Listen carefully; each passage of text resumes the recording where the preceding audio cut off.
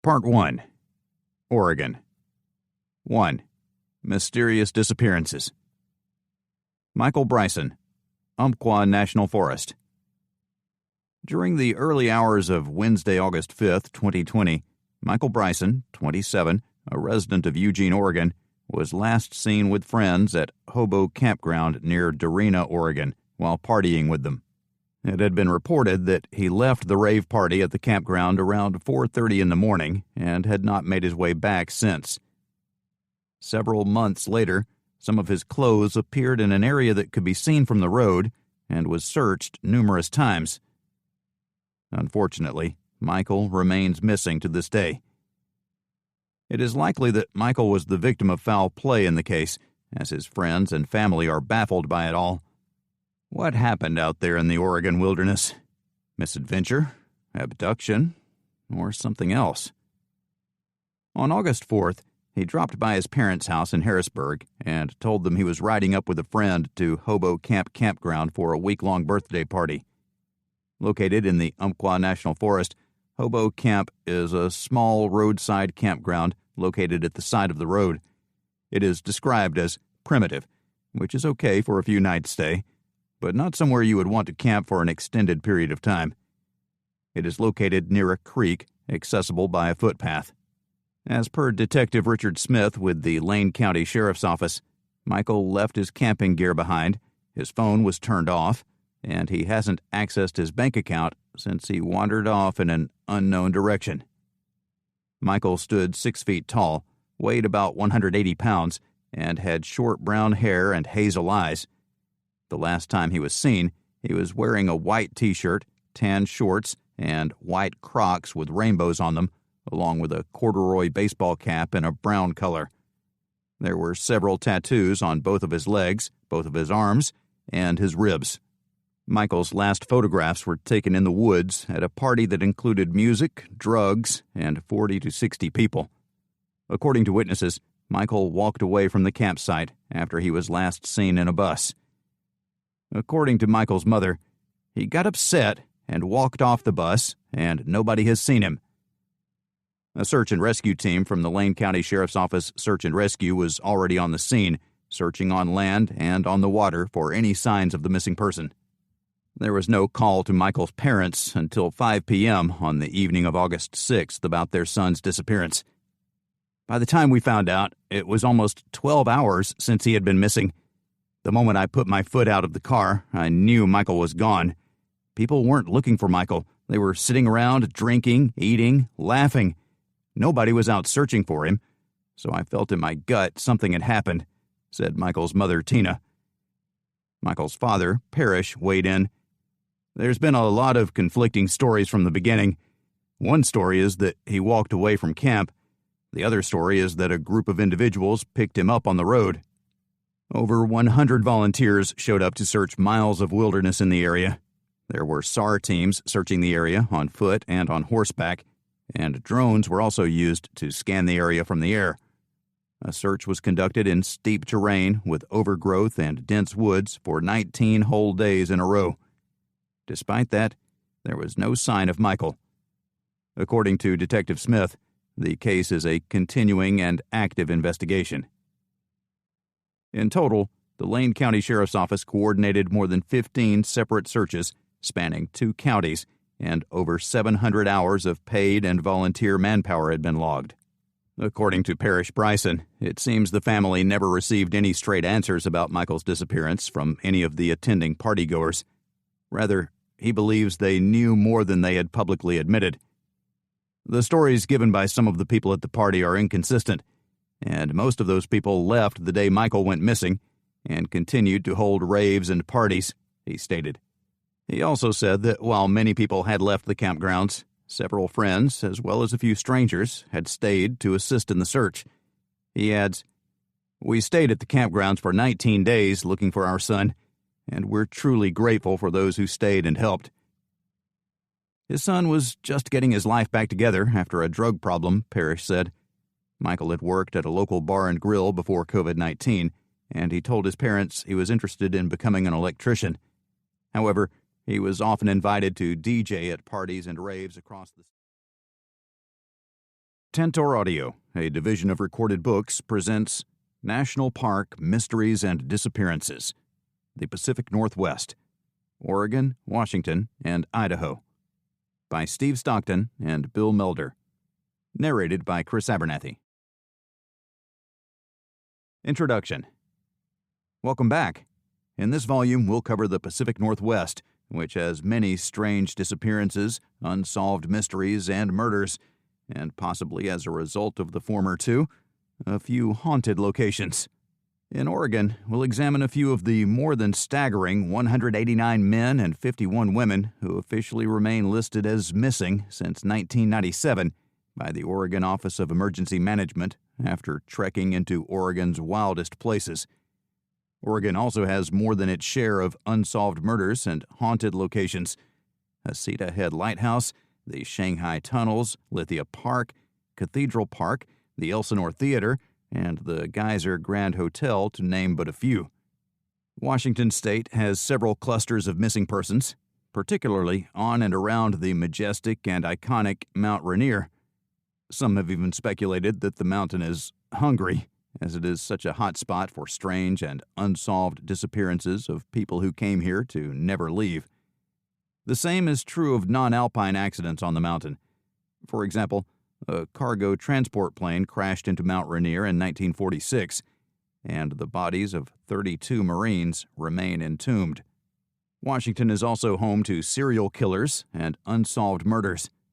Many UFO encounters have occurred here as well, most notably Kenneth Arnold's 1947 sighting, which kicked off the modern UFO phenomena.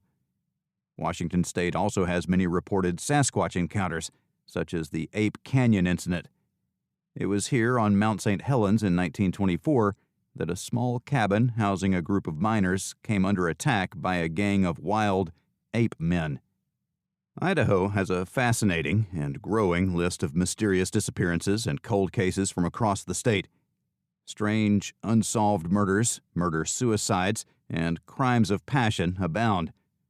From a paranormal standpoint, Idaho has been named the top spot in the United States for sightings of unidentified flying objects and lays claim to more than 60 reported Bigfoot encounters. Reportedly haunted spots include the Twin Falls Courthouse, Morris Hill Cemetery, the State Hospital South Cemetery, Spirit Lake, the Jameson Hotel, and the Snake River Heritage Center, among others. Part 1. Oregon.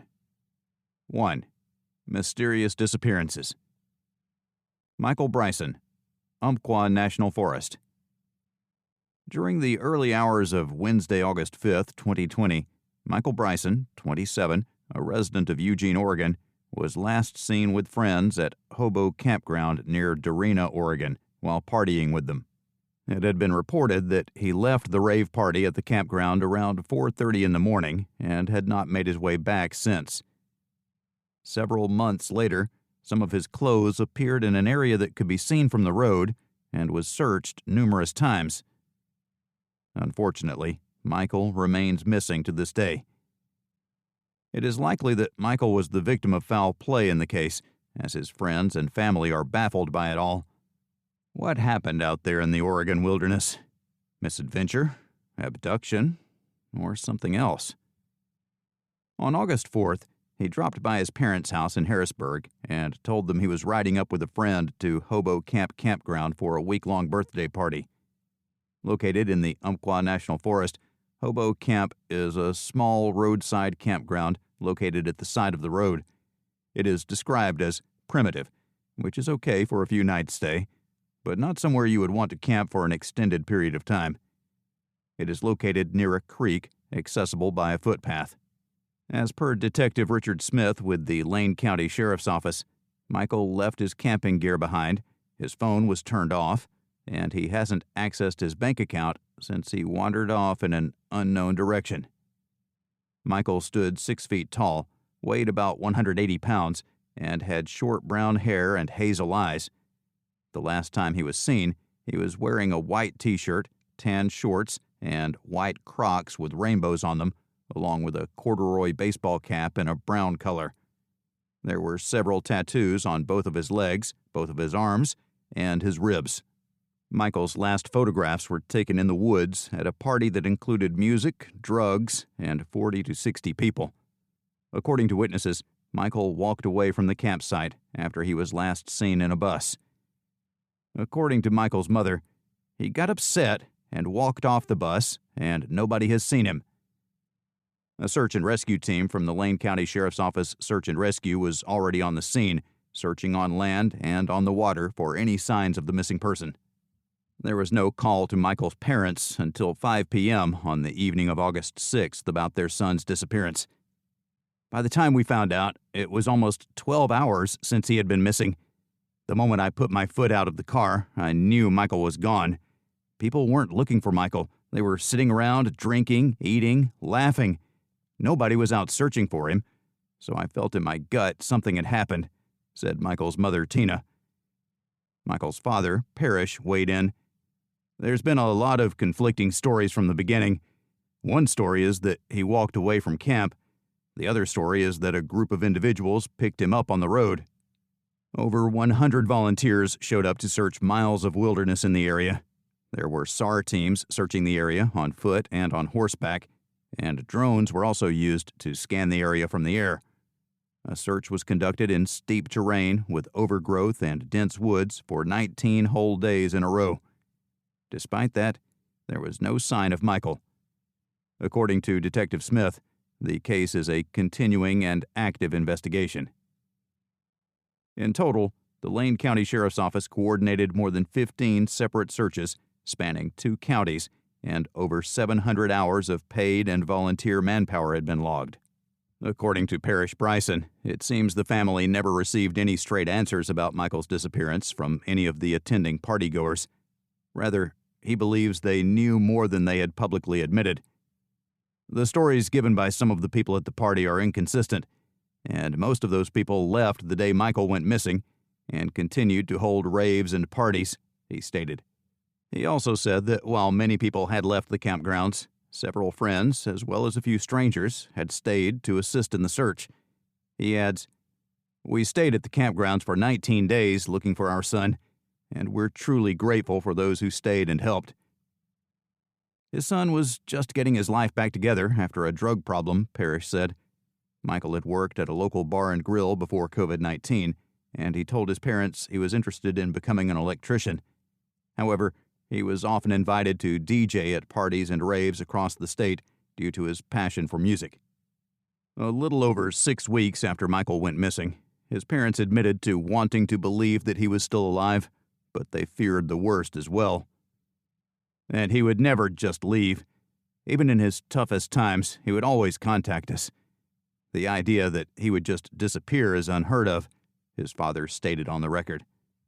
The Brysons also searched the general area where Michael disappeared as many as 3 to 4 times per week, gathering possible leads and posting illustrated missing flyers at trailheads, bulletin boards, and at the campsite. He did not just disappear into thin air, his father remarked to the press. On December 11, 2020, a breakthrough occurred. A call came through from a person who believed that they had spotted something near Bryce Creek Road, about a mile west of Hobo Camp and between Cedar Creek Campground and Lund Park Campground. The Lane County Sheriff's Office and search and rescue teams were notified, and on arrival, these teams found some of the items of clothing that Michael was reported to have been last seen wearing. These items of clothing were found oddly placed near a swimming hole, even though it was in an area that had previously been searched several times. The blue ribbon right there is where 2 of the items were found, and the blue and orange ribbon is where the other items were found, Parrish Bryson stated. He continued, "I'm 99.9% sure that these items were planted. My gut tells me that they were probably placed there because I know the intensity of some of the individuals that went down through there. It's really hard for me to believe that they were there the whole time." After the discovery, searchers continued to look for clues for a few days, but found none. As of this writing, in October of 2021, Michael Bryson remains missing, and there have been no further developments in the case. Samuel Savage Becker Bilki, Crater Lake National Park. In the early afternoon of October 14, 2006, Sammy Bilki, 8, was playing near the Cleetwood Cove area in Crater Lake National Park with his father, Kenneth Bilki, 48. Sammy disappeared into the woods after running up a cinder slope. Crater Lake National Park was established in 1902 and is located in southern Oregon. In total, the park covers 183,224 acres and includes Crater Lake and the surrounding hills and forests. Many years ago, Mount Mazama collapsed, creating a nearly 2,148-foot deep caldera that partially fills Crater Lake.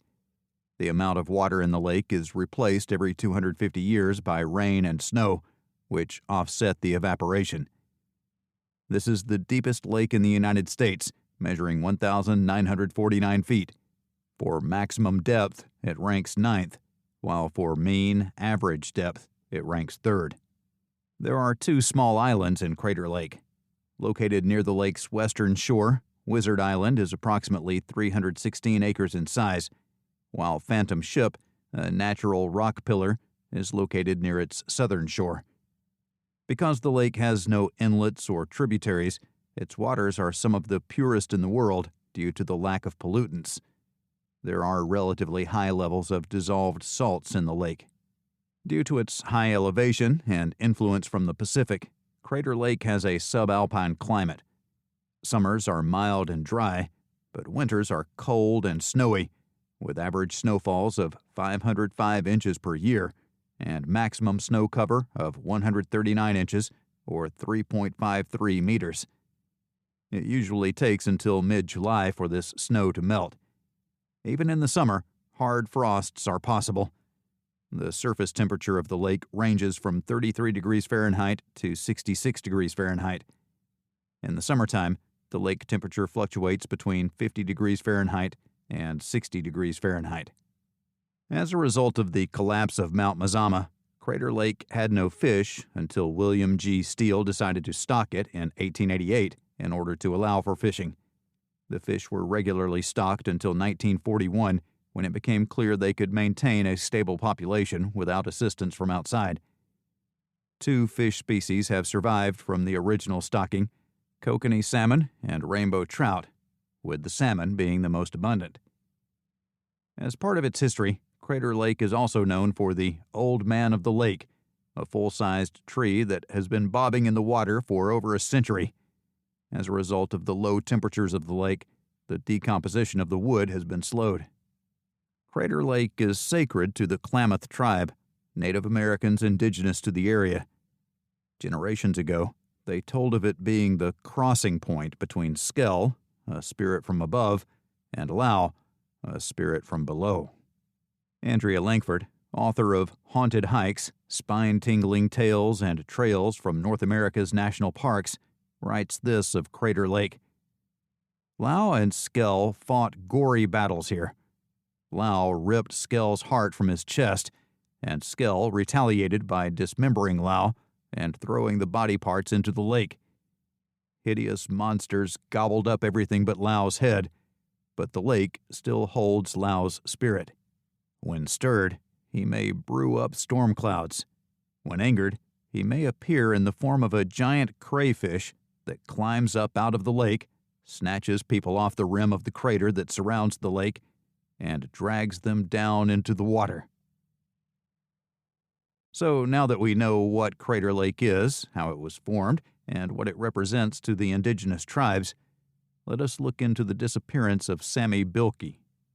Despite his passion for life, Sammy was stubborn at times. Also, as a result of having a mild form of autism, he was terrified of loud noises and bright lights. Sammy stood 4 feet 11 inches tall, weighed 85 pounds, and had short brown hair and brown eyes. The last time he was seen, he was wearing a long-sleeve black and green t-shirt, jeans, a blue coat, and red suede slip-on shoes with rubber soles. While he had camping experience, he had no formal wilderness survival training given his young age.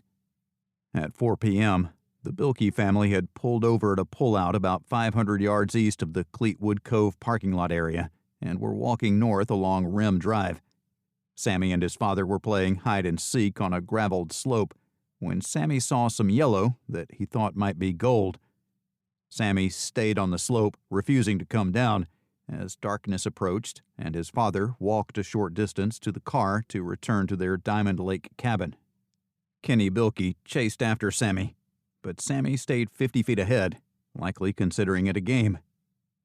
I never caught up with him, and at that point, he disappeared over the top somewhere, and I lost him. Within a matter of hours, more than 200 people were combing an area of about 6 square miles, or 4,000 acres. Dogs, helicopters, and heat-sensing cameras were used to search for the boy for a week, but he was never found. Authorities said a helicopter crew spotted some tracks, but they turned out to be animal tracks. After that, the search continued intermittently, despite heavy snowfalls in the area. 7,000 feet above sea level, the park gets more than 500 inches of snow each year. Although it was unlikely Sammy would have fallen into the lake because of obstacles on the slope, technical crews searched the slopes from the rim of the caldera down to the shoreline. Participating in the search were SAR teams from Jackson, Klamath, and Deschutes counties, National Park Service searchers and trackers from California, Washington, and Oregon. Mount Hood and Mount Rainier rescue teams were also involved, as well as volunteers consisting of employees from the BLM and U.S. Forest Service.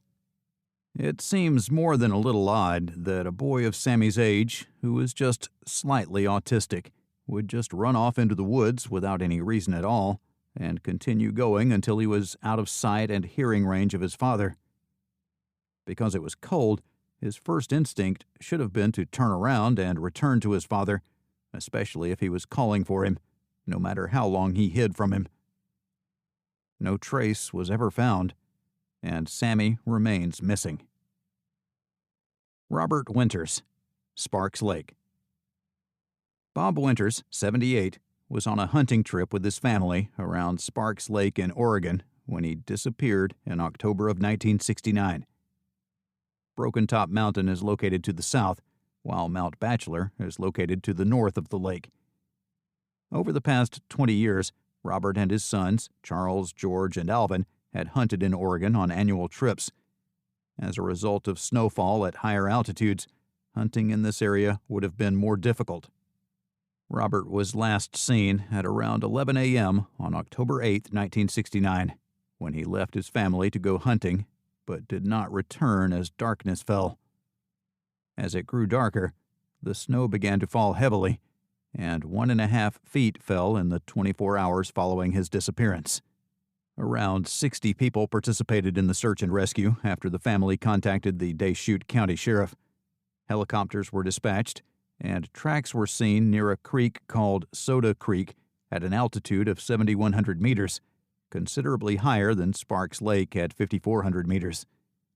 The extensive search, however, did not turn up any signs of Winters or his equipment.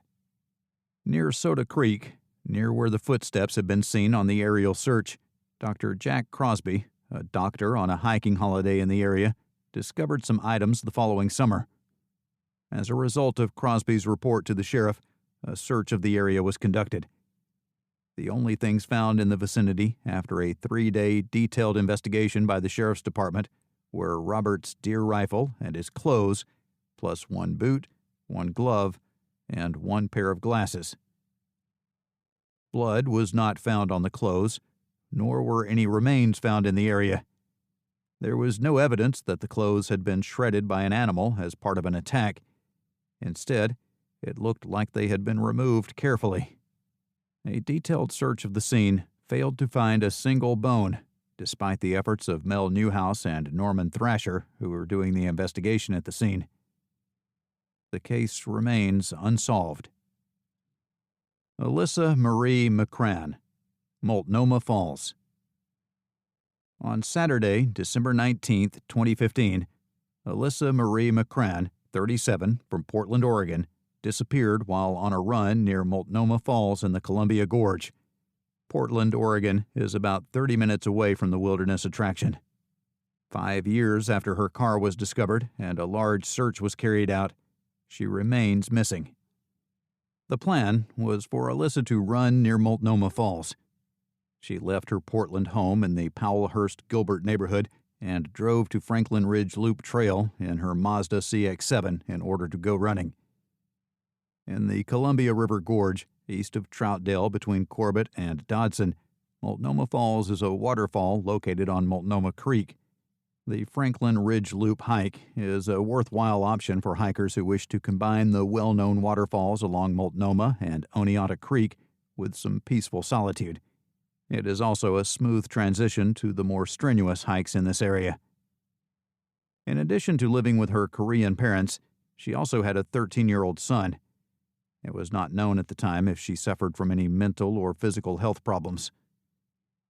When Alyssa failed to show up for work at Sunshine Dairy on Monday, December 21st, the authorities were notified that she was missing.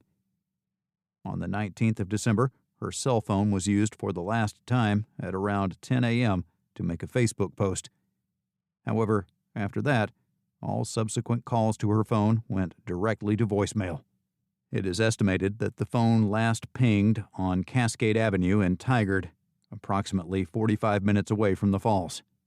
Alyssa's 2011 Mazda CX-7 was discovered parked in Multnomah Falls parking lot on December 22nd.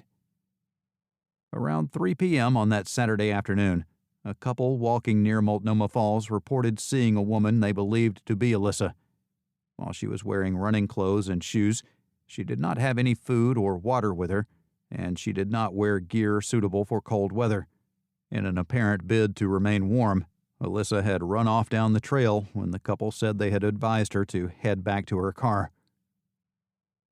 100 searchers scoured 150 miles of trails in the gorge, focusing on Franklin Ridge, but no trace of the missing person has been found. In addition, there was over a foot of fresh snow at the higher elevations, which severely hampered access to the gorge. Sniffer dogs were deployed, but failed to detect any scent. Pilots flew over the area, but did not see McCran anywhere. Weather conditions caused the search to be suspended on Thursday, December 24, 2015. Before suspending search efforts, Portland Police Bureau's Missing Persons Unit and a wilderness doctor from OHSU Hospital consulted with the sheriff's office. One of Alyssa's friends, Eric Ledecky, described Alyssa as an upbeat, friendly person. "She'd do anything for you. She's the first one at your party. During birthdays, she gets you things. She'd help others out without asking for things in return. She's a good person. Everyone should have a friend like her." On Saturday, January 23, 2016, the search for Alyssa began again, which police then described as having moved from a search to a recovery mission. Some 60 volunteers participated, but no results were found. After the weekend search was over, the Facebook page dedicated to finding her posted an update. "Even though we did not find her, it felt wonderful to know the community has not forgotten Alyssa. Such an amazing outpouring of love and support. Again, all my love and respect goes out to the teams that helped orchestrate this latest search. They had a lot of manpower above the falls today, and hopefully the next search is the one that brings her home. We really miss her." No trace of Alyssa has been found 5 years after she disappeared. The timing of her running in December at such a late hour when dark would soon fall is weird, especially for an experienced runner in Oregon. Was hypothermia the cause of her running off trail and seeking shelter, which made it harder to find her body? Did she plan to intentionally disappear, despite her 13-year-old son? She was not known to be suffering from any financial problems or mental disorders, however, so these are likely not to blame. This strange disappearance remains a mystery. Roy Lauren Stevens, Willamette National Forest. Roy Stevens, 48, a father of 3, was last seen near Highway 58, near the town of Crescent, Oregon, in the evening hours. On November 25, 2005, his gray 1991 Ford Taurus wagon was discovered off Highway 58 at Waldo Lake Access Road in the Willamette National Forest. Forest Service Road 5897 connects Oregon Route 58 to Waldo Lake, which stands at an elevation of 5,414 feet above sea level. There are 18 miles between it and Oak Ridge, and the forest road leads to the lake for 12 miles. In November of 2005, Roy picked up his paycheck and left his job at Odell Lake Lodge. Later, he called his wife, Marilyn Leitner, to ask if she would like to go drink and eat at a local tavern in Crescent City with him. She declined his offer because she was feeling unwell, and he went out and met up with his friends instead. In the evening, he called her once again, around 11 p.m., to let her know he loved her and that he was headed home. Those were the last words she said to him, and the last time he was ever heard from. On November 18, 2005, after waiting 2 days for Roy to return home, his wife reported him missing. Usually, he was a little late getting home and would call to say he would be back within a few hours, but this was out of character for Roy. However, he had never left the house overnight, and definitely not for 24 hours at a time. When Roy didn't show up, Roy's wife and son searched the area near Odell Lake Lodge, hoping to find him. She reached out to neighbors and friends for support, since she had just undergone triple bypass surgery. Since November 16, 2005, he has not been seen. According to friends, Roy left the tavern and was going to visit another friend before heading home. Over a month after Roy had disappeared, on Thanksgiving Day, November 24, 2005, hikers walking up Waldo Lake Road saw a car and reported it to the police as abandoned. The next day, the car was identified as Roy's, and it was within 10 to 15 miles of his home. It was in an opposite direction than where he was going to his friend's house. The most bizarre and concerning part was that Roy left his wallet and paycheck in the car. In addition, there was a puddle of vomit lying next to the car. Law enforcement agencies from Lane County, Klamath County, and the Willamette National Forest were involved in the case. The reason behind this is that Roy lived in Klamath County, yet his car was found in Lane County and also in the Willamette National Forest. After Roy vanished, cadaver dogs were not sent into the area for months. Not only did this hinder the search, but only 4 hours of searching were even conducted. He was clearly a low priority for search and rescue for some reason. According to Krista Dolby, Roy's daughter, they didn't even do any forensic testing of his car. They looked in it for evidence, like his wallet and his paycheck were on the front seat, and apparently the hiker reported that there had been vomit right by the car, but that's it. Then they arranged for the car to be towed back to my mom's house. Since Roy disappeared from Waldo Lake 15 years ago, no trace of him has been found. Although it was strange that his wallet and paycheck were left in the car, foul play does seem likely. Why didn't the assailants steal his belongings if he was attacked or murdered? It would seem likely that Roy would take his wallet if he wanted to disappear. It is possible that he was drunk, got disoriented, stopped on the road, vomited, and then wandered off and got lost in the woods or was attacked by local wildlife. There were rumors that there was some sort of conflict between Roy and the two men he was going to see. Local talk was that Roy was hiding something from those two men when he was last seen, but his community chose to remain very close-knit and closed-mouthed regarding the ordeal. Law enforcement told the family that they wouldn't be able to go up the mountain because of safety concerns. The local community did not offer or volunteer to assist with the search for Roy. Why was Roy disliked by the community? Unless someone talks, we will never know. Derek Engebretson, Winema National Forest. Sometime in the afternoon on December 5, 1998, Derek Engebretson, his father Robert, and his grandfather Bob, 64, set out for a densely wooded mountainside above Upper Klamath Lake, about 30 miles north of Klamath Falls. They planned to find a Christmas tree for the holiday season. Derek was never seen again. Because of his love of the outdoors, Derek was known as Bear Boy at the age of 8. A week after he was born, his mother had carried him on a bear hunt in a pack. In his youth, he hunted with his father and picked mushrooms with his mother's father. On several of his mushroom expeditions, he had visited Pelican Butte. East of the Cascade Range in south-central Oregon lies Upper Klamath Lake, a large, shallow freshwater lake. Pelican Butte rises over 3,800 feet above the shore of Crater Lake and is a steep-sided dormant shield volcano located 28 miles, 45 kilometers, south of the crater. The Angerson family did not plan to go Christmas tree hunting that year in the woods. Although Robert looked forward to a family Christmas tree hunt every year, it was his wife, Lori, who convinced him to use an artificial tree that year. Lori wanted to keep the mess to a minimum, but when a disabled neighbor asked for a tree, Robert went into the woods. Bob remembers telling his father that since it was already after 2 p.m., it would be dark around 4 p.m. since it was late in the year as he was driving along West Side Road in his red Toyota pickup. On his way to Rocky Point Resort, Bob pulled into a turnout at milepost 12. The three of them climbed up an embankment into a pine forest after Robert helped Derek get into his blue snowsuit. Derek walked behind Robert, who told him to stay with his grandfather.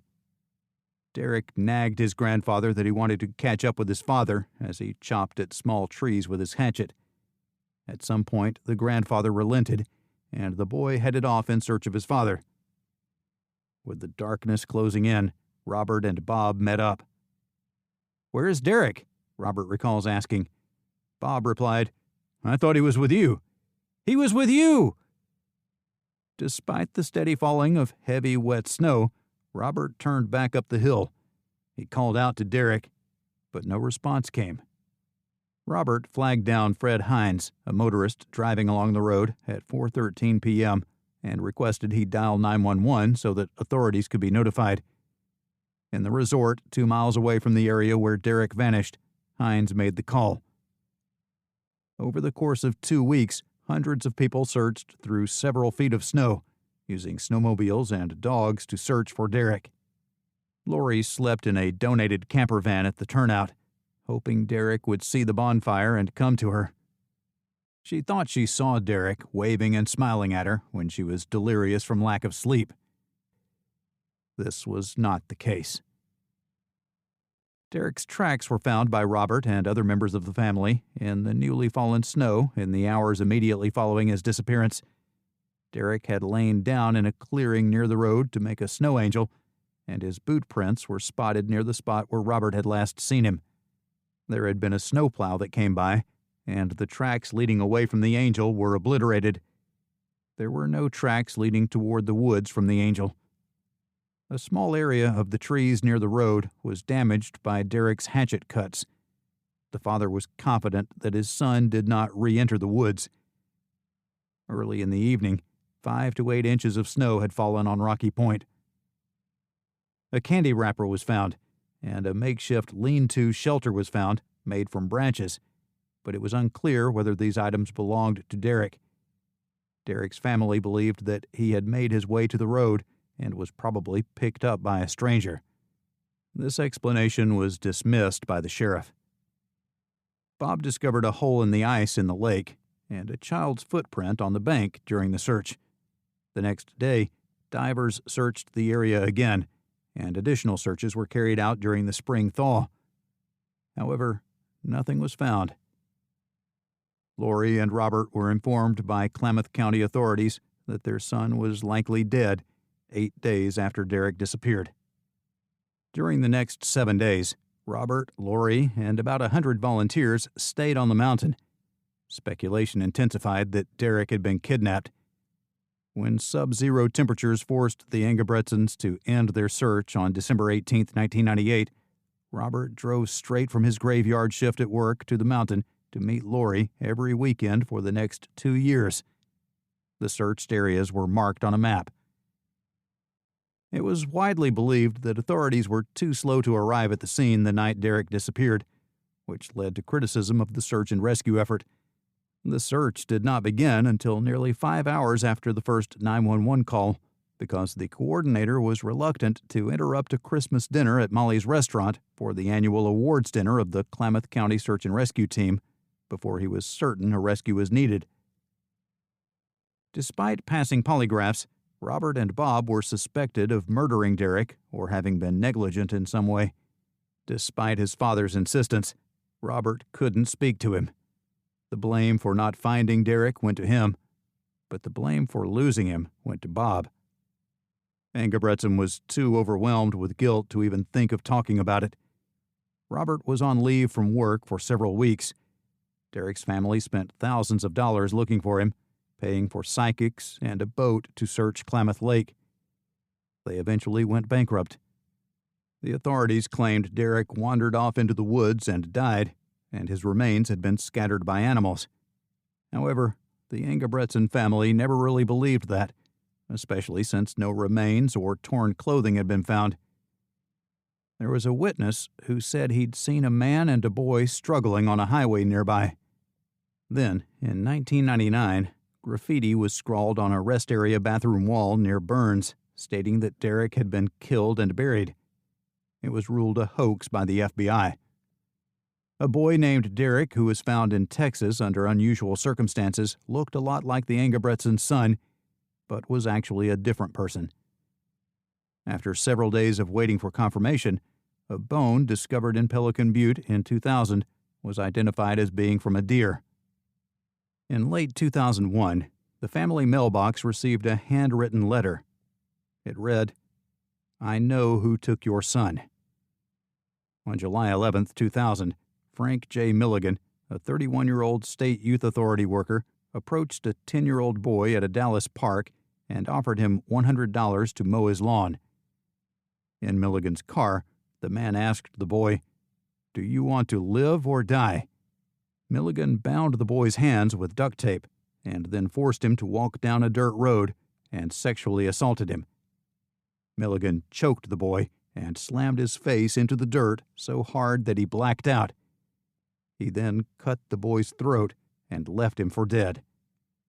Despite the odds, the boy woke up covered in blood and got to a road where a passing motorist stopped to help him.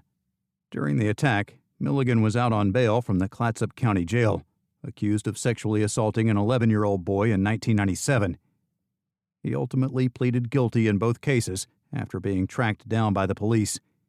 In a letter to police and the Angersons, Milligan's cellmate admitted that Milligan had abducted and killed Derek.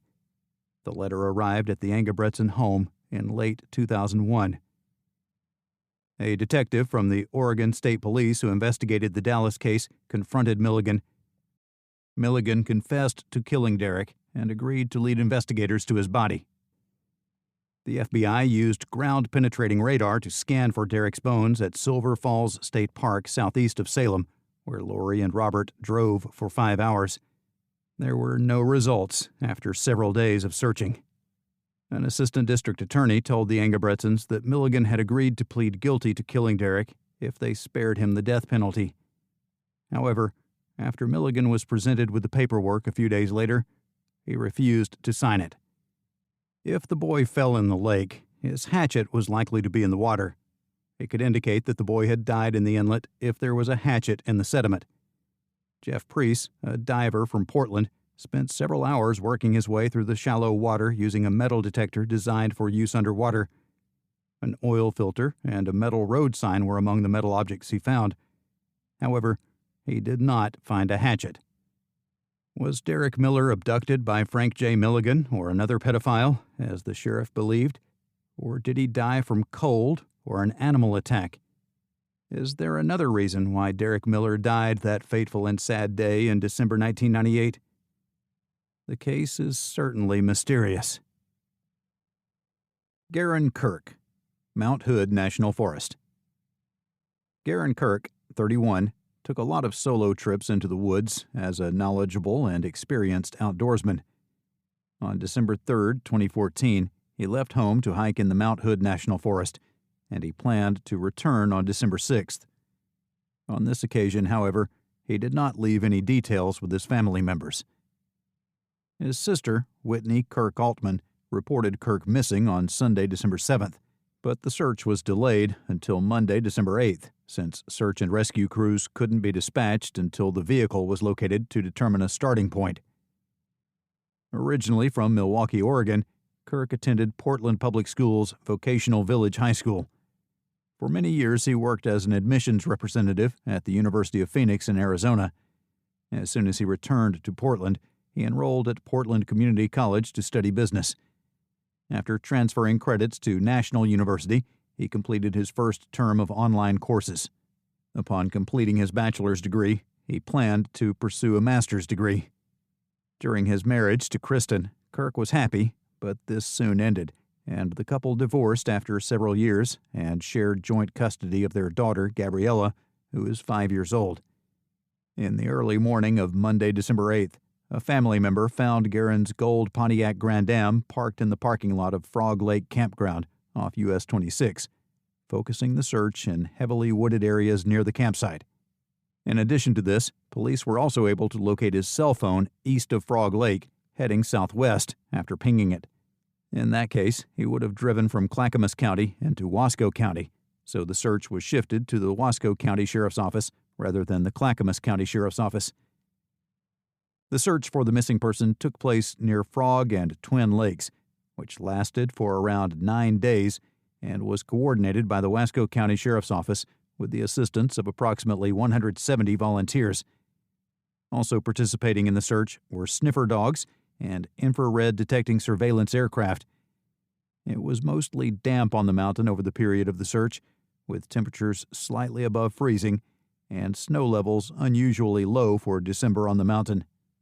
Search and rescue groups participating in the search for Kirk included Multnomah County Search and Rescue, Pacific Northwest Search and Rescue, Lake County Search and Rescue, Clatsop County Sheriff's Office, Clackamas County Sheriff's Search and Rescue, Wallowa County Sheriff's Search and Rescue, Klickitat County Sheriff's Office, Mountain Wave Emergency Communications, Salvation Army, Trauma Intervention Program, Zigzag, Welch's and Sandy, Bud's Towing of Oregon City, the Milwaukee Presbyterian Church, and volunteers from several businesses in Government Camp. Garen was not found, despite the efforts of the search teams. The fact that the cell phone was pinging in the direction of Clear Lake from the area south of Frog Lake was strange, but search efforts seemed to be focused on the vicinity to the northeast, in the area of Twin Lakes, which is unusual, unless the media reported the location incorrectly. Brian and Annette Kirk continue to keep Garen's memory alive to this day by maintaining the Facebook page in loving memory of Garen Kirk. Thomas Branch McAdams, Columbia River Gorge. Thomas Tom Branch McAdams, aged 67, went missing on Friday, September 23, 2016. He was headed for a hike near Horsetail Falls in the Columbia River Gorge area when he was last seen. A report of his disappearance came in on September 26th. His vehicle was found at the trailhead to Horsetail Falls in the Columbia Gorge parking lot on that day. The Horsetail Falls are part of the Columbia River Gorge in Oregon. The waterfall is located right next to the historic Columbia River Highway, so it is easily accessible. It resembles a horse's tail because of its shape and the rounded rock face over which it flows.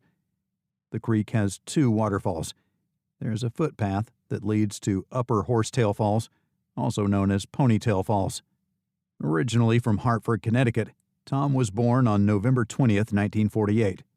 Tom and his 3 younger siblings were raised in Bloomfield, Connecticut, after his parents moved there shortly after Tom was born. Summers were spent learning how to sail and eating lobster on the coast of Maine as a child. Throughout his life, Maine has been a special place for Tom. From 1967 to 1971, he studied at Kenyon College, majoring in religion. Despite not being religious, Tom disagreed with the war and the draft. Tom drove out to Portland from his hometown in a VW van around the mid-1970s, then began studying nursing at Oregon Health and Sciences University in 1979, completing it in 1982. Tom began working at the Oregon Burn Center at Legacy Emmanuel Hospital in 1978, where he spent the next 38 years as a burn nurse. In January 2016, Tom retired from the burn unit. Tom was active, healthy, and loved the outdoors even when he was in his 60s. An avid skier, both downhill and cross-country, he also enjoyed sailing and canoeing. But hiking was his favorite pastime. Since moving to Portland, he has climbed Mount Hood, Mount Adams, Mount St. Helens, South Sister, and Mount Katahdin in Maine, and hiked the trails of the Columbia Gorge numerous times. His wife, Cynthia, and daughters, Brittany and Alice, were his closest friends. With gray hair, green eyes, bushy eyebrows, and a mustache, he weighed 165 pounds and stood 5 feet 11 inches tall. Several of Tom's recent signs of memory impairment and some personal issues were reported by the Portland Police Department after he went missing. Additionally, he didn't bring any hiking gear, which concerned Portland Mountain Rescue spokesperson Mark Morford. He said, "We're searching the waterfalls, looking around the base of the falls, looking in the pools, but there have been no clues. We always worry when a hiker is out that doesn't have the stuff to survive the night. We really encourage hikers going out to have the minimum gear to get through the night." To help search the area around the falls, Morford's group sent 9 searchers divided into 4 teams. Officials were optimistic because temperatures in the 60s would be able to help McAdams survive. David Jenkins was hiking in the area at the time of the disappearance. He remarked, "It's beautiful, and they've got well-developed trails here. I hike by myself sometimes, and I've thought a lot about what if I have some trouble." In the hours between midnight and 2 a.m., dogs were sent in to search for scents. On the first day of the search and rescue crews headed to the area at first light after the plane got a credible hit in the Neesmith Trail area. But no sign of Tom was found. Around 150 people searched over 200 miles of trails in the Columbia River Gorge to find him, but without success. Upon hearing of new information, the authorities announced that they would resume the search when credible new leads were found. However, these credible new leads never materialized.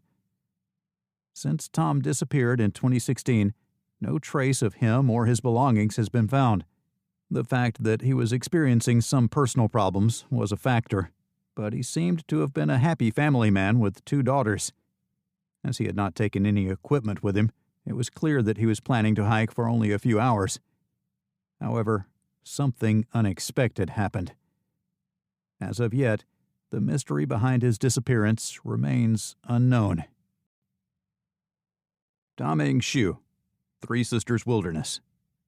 In the late 1980s, Daming Shu, age 63, came to the United States from China and became a professor of mathematics at the University of Oregon. His wife, Shishu, and he enjoyed taking day hikes in Oregon's wilderness areas. Both were very fit for their ages. Daming hiked up Olali Mountain on November 4, 2007, in the Three Sisters Wilderness.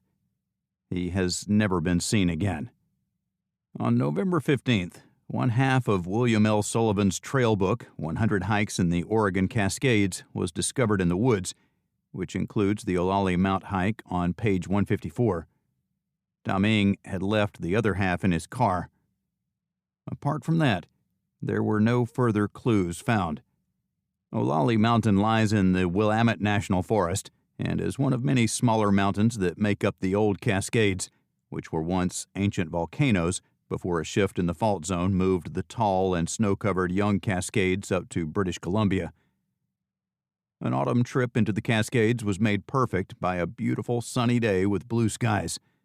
A white shirt and a light leather jacket were Daming's only clothes for a day hike, but he did not have a backpack with him.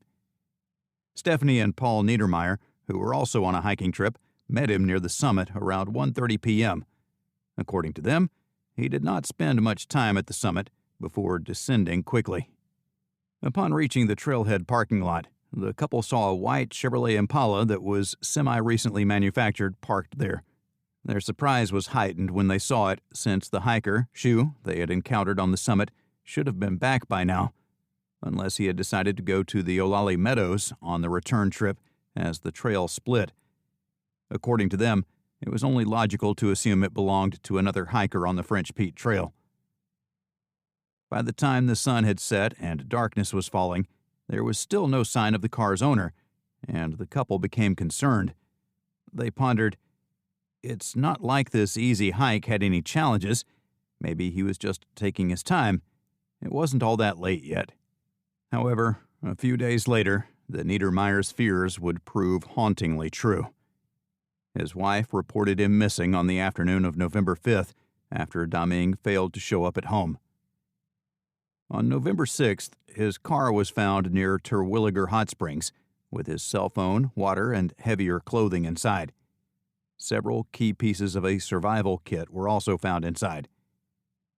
His hike was not known to the authorities, except that it generally took place near Cougar Dam. Therefore, search and rescue were focused on an area that included Olali Mountain, south of the Mackenzie Bridge, Cougar Reservoir, and the Three Sisters Wilderness areas. There were more than 60 mountain rescuers involved, including officials from Deschutes County Sheriff's Office, Eugene Police, and Portland, Corvallis, Lincoln, Lynn, and Lincoln counties. Additionally, a UH-60 Black Hawk helicopter equipped with infrared FLIR was deployed. The park rangers thought Daming must have taken the wrong trail at the junction and ended up at Olali Meadows rather than the parking lot. Still, he had to notice the difference in the trail and that there was no meadow at the top.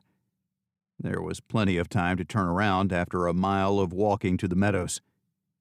It was thought that his tracks were near Bear Flat on the Olali Meadows Trail, but sniffer dogs lost the tracks at this point.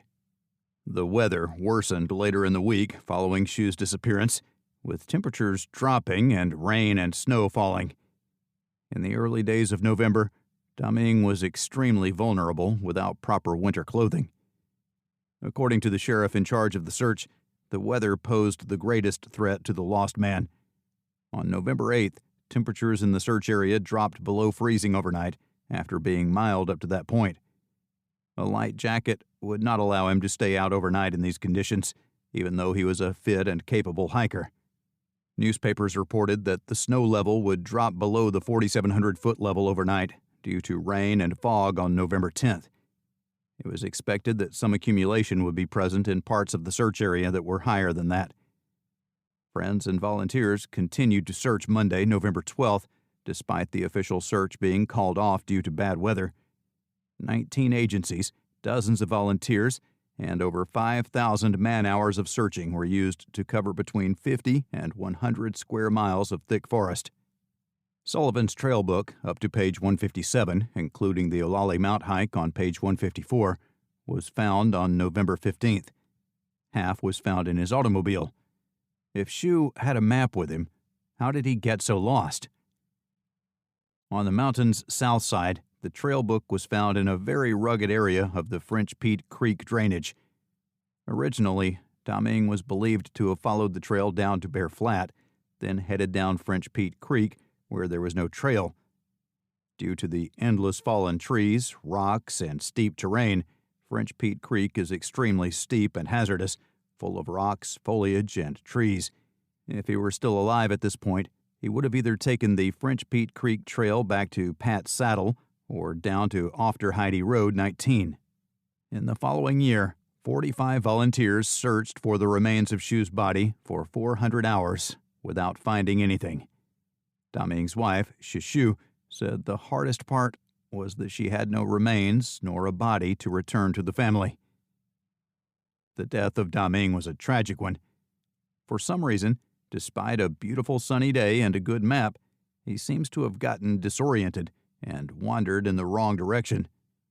The weather turned bad shortly after he went missing, which was regrettable. It is likely that his remains will not be found, given the thick, inaccessible forest surrounding the French Peat Creek drainage, where his guidebook was found. Did he simply succumb to hypothermia? Or was there something more sinister at play? The wilderness is not something you should take for granted, even if you are an experienced hiker. The most obvious mistake Daming made on this day hike was taking no equipment with him. A man named Jake Dutton disappeared from the same area 5 years later while on a solo hike.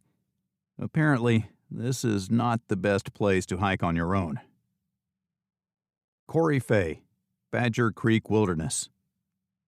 A student at Beaverton's Jesuit High School, Cory Fay was 17 years old. It was 23rd of November, 1991, when he agreed to go elk hunting with a friend of his dad's, Mark Maupin, and possibly his son, west of Ty Valley, on the edge of Badger Creek Wilderness. On that particular day, Cory's father, the owner of Northwest Investment Cars, decided not to accompany them. A year later, his remains were found in an area with waist-deep snow, 10 miles away from the vehicle where he disappeared that day. So what happened to Cory when he was in the Badger Creek Wilderness area? Due to his training in outdoor survival techniques and experience as a hunter, Cory knew what to do in an emergency environment. A compass, emergency solar blanket, food, rifle, and ammunition, as well as a backpack, made up the remainder of this trip's equipment. After arriving at the wilderness around 6:30 p.m., the three men split up and arranged to meet back at the car within an hour. Apparently, the group was captured on CCTV as they went through a McDonald's drive-thru in Hood River around 6 a.m. or so. Could it be that the 6 o'clock reporting was incorrect, and it was actually 6 o'clock in the morning? At that time of year, the sun sets around 4:40 p.m., so hunting that late would be unusual. Hunting after dark may actually be illegal in some states. Hunting was difficult due to the cold weather. Maupin later told investigators that the area is well known for its presence of elk, yet they did not see any on that particular day. There was no sign of Cory in the vehicle as they returned. After searching the area for Cory and finding no sign of him, the group called the Wasco County Sheriff's Office and reported him missing. About 250 searchers from the Rocky Mountain Search and Rescue based in Salt Lake City were involved in the rescue efforts, including helicopters, horsemen, hikers, and 7 of the best-trained search dogs in the world. The team searched for 10 days and 10 square miles without finding any signs of Fay. Although the official search ended on December 1, 1991, many volunteers continued searching for several weeks afterward. When the sheriff's office did not know what to do, the FBI was called in. Normally, the FBI wouldn't be called in for a case of disappearance, so there was likely foul play involved here. Around 10 miles from where Cory left the other members of the group to go hunting, 2 hunters found Cory's backpack and rifle nearly a year later. A mile away from these other items, on the same ridge at 6,500 feet, Cory's jacket was found following a more thorough search of the surrounding area. 1 tooth and small bone fragments were found a quarter mile from his backpack. The most surprising finding was the absence of pants, boots, or socks. The grid searches of the ridgeline across a distance of 1¼ miles failed to find any large bones normally associated with skeletons, such as ribs. Cory would have been covered in snow up to his waist for over 5 miles at the time of the discovery, according to the sheriff. In an article published in the Eugene Register on September 18, 1992, it was reported, "Authorities know the snow was deep there because a helicopter had spotted tracks during an intensive search for Fay last November. The tracks turned out to be animals, but the snow was almost waist deep, and that was a good 3 miles from where the items were discovered yesterday."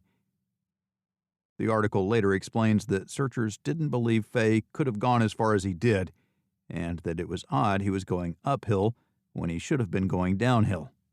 It has been verified by the sheriff's helicopter crews that during November 1991, Cory's tracks were seen along a ridgeline at a point 3,000 feet higher and 10 miles from where he should have been hunting with waist-deep snow.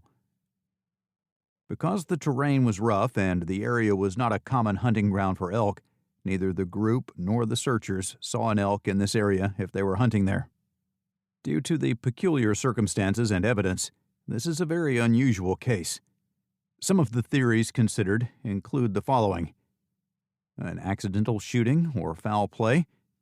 According to the press, Cory may have been accidentally shot by another hunter or someone in the group and buried somewhere nearby. Perhaps someone shot him, dragged him away, and then returned after being 10 miles away to drop off a backpack, gun, and tooth. Some accounts state that a lie detector test was to be administered to the youngest of the hunting group. After discovering the backpack, gun, and tooth, this line of inquiry was abandoned. Was he injured before the hunt? There are reports that a surveillance tape shows another man driving Cory's pickup truck with what appears to be an animal or corpse in the back. Although McDonald's CCTV footage suggests this wasn't the case, Authorities never investigated this lead fully. There's a wild theory that Cory's dad set him up on the hunting trip, and it was all his doing. Hypothermia? How long did Cory survive? There was a possibility that one searcher found an old fire in a campsite, but the discovery wasn't confirmed. Since there were so many searches, it seems unlikely that he survived long after he first went missing. If Cory fell down in the snow and fell unconscious, he may have succumbed to the cold.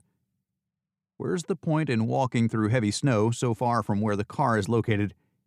After becoming disoriented and walking uphill into a snowy area, Cory Fay's mother believes he may have died of hypothermia. Suicide? Cory Fay suffered through a difficult week at school, according to a school friend named Steve Lopez. Some of the older, cool kids disliked him after he attended a party. Due to this, he was feeling down before the hunt, and he explained that he had been feeling down recently. Could he have been contemplating suicide or going missing? As Steve said, "But we searched from there. We searched for days. We had hundreds of people searching. We had helicopters with night vision. There was no way that if Cory was alive, that he was not going to be found. We would have found him. He would have fought to stay alive." A mountain lion attack? Something attacking, killing, and dragging a 17-year-old with his rifle, backpack, and other gear any distance that would equate to his being 10 miles and 3,000 feet above sea level does not seem likely. As a result of an animal attack, shreds of clothing, tissues, and blood would have been left behind, but were never discovered. Yet another mysterious death in the wilderness. James Jacob Jake Dutton, Three Sisters Wilderness, Oregon. On June 15, 2012, James Jacob Jake Dutton hiked the French Peak Trail in the Three Sisters Wilderness of Oregon. He never came back. In the end, he was reported missing, but a search didn't begin for nearly 6 weeks, since he failed to leave any sort of itinerary with friends or family. Due to his lack of employment and being single, the missing person report was also delayed. About 100 feet off the French Peak Trail, a hiker found Jake's remains on August 24, 2016. But what happened to him in June 2012? Jake was 32 years old, lived in Eugene, Oregon, and had served in the U.S. Coast Guard. Physical therapy was his field of study for alternative pain relief methods. Also, he was a seasoned hiker and camper, and he loved to spend time out in nature. Douglas firs and western red cedars surround the French Peak Trail and drainage. The terrain is generally rugged and dangerous, with many rocks and steep slopes. French Peak Creek is only 4,823 feet away, and the trail itself ascends about 1,000 feet. The Three Sisters Wilderness has an average temperature of 21 degrees centigrade, 70 degrees Fahrenheit, and a low of 5 degrees centigrade, 41 degrees Fahrenheit, in June. Jake was last seen at his apartment on June 3rd, and on Friday, June 15th, he completed a form requesting a permit from the Forest Service, in which he outlined when he intended to begin and end his hike. According to him, he had planned to return on June 18th. Later in June, after a family reunion in Seaside, he planned to take his 13-year-old nephew camping, and it is believed that he went to the trail to scout out campsites for the future excursion. Cynthia Boucher, Jake's mother, became concerned about him in mid-June when she tried to reach him on his cell phone to remind him about his older brother Christopher's birthday. Jake was supposed to give his nephew a ride to the Portland International Airport on June 28th, but failed to show up. On July 9th, Jake's brother went to Jake's apartment and discovered that there was no sign of him, so he notified the authorities.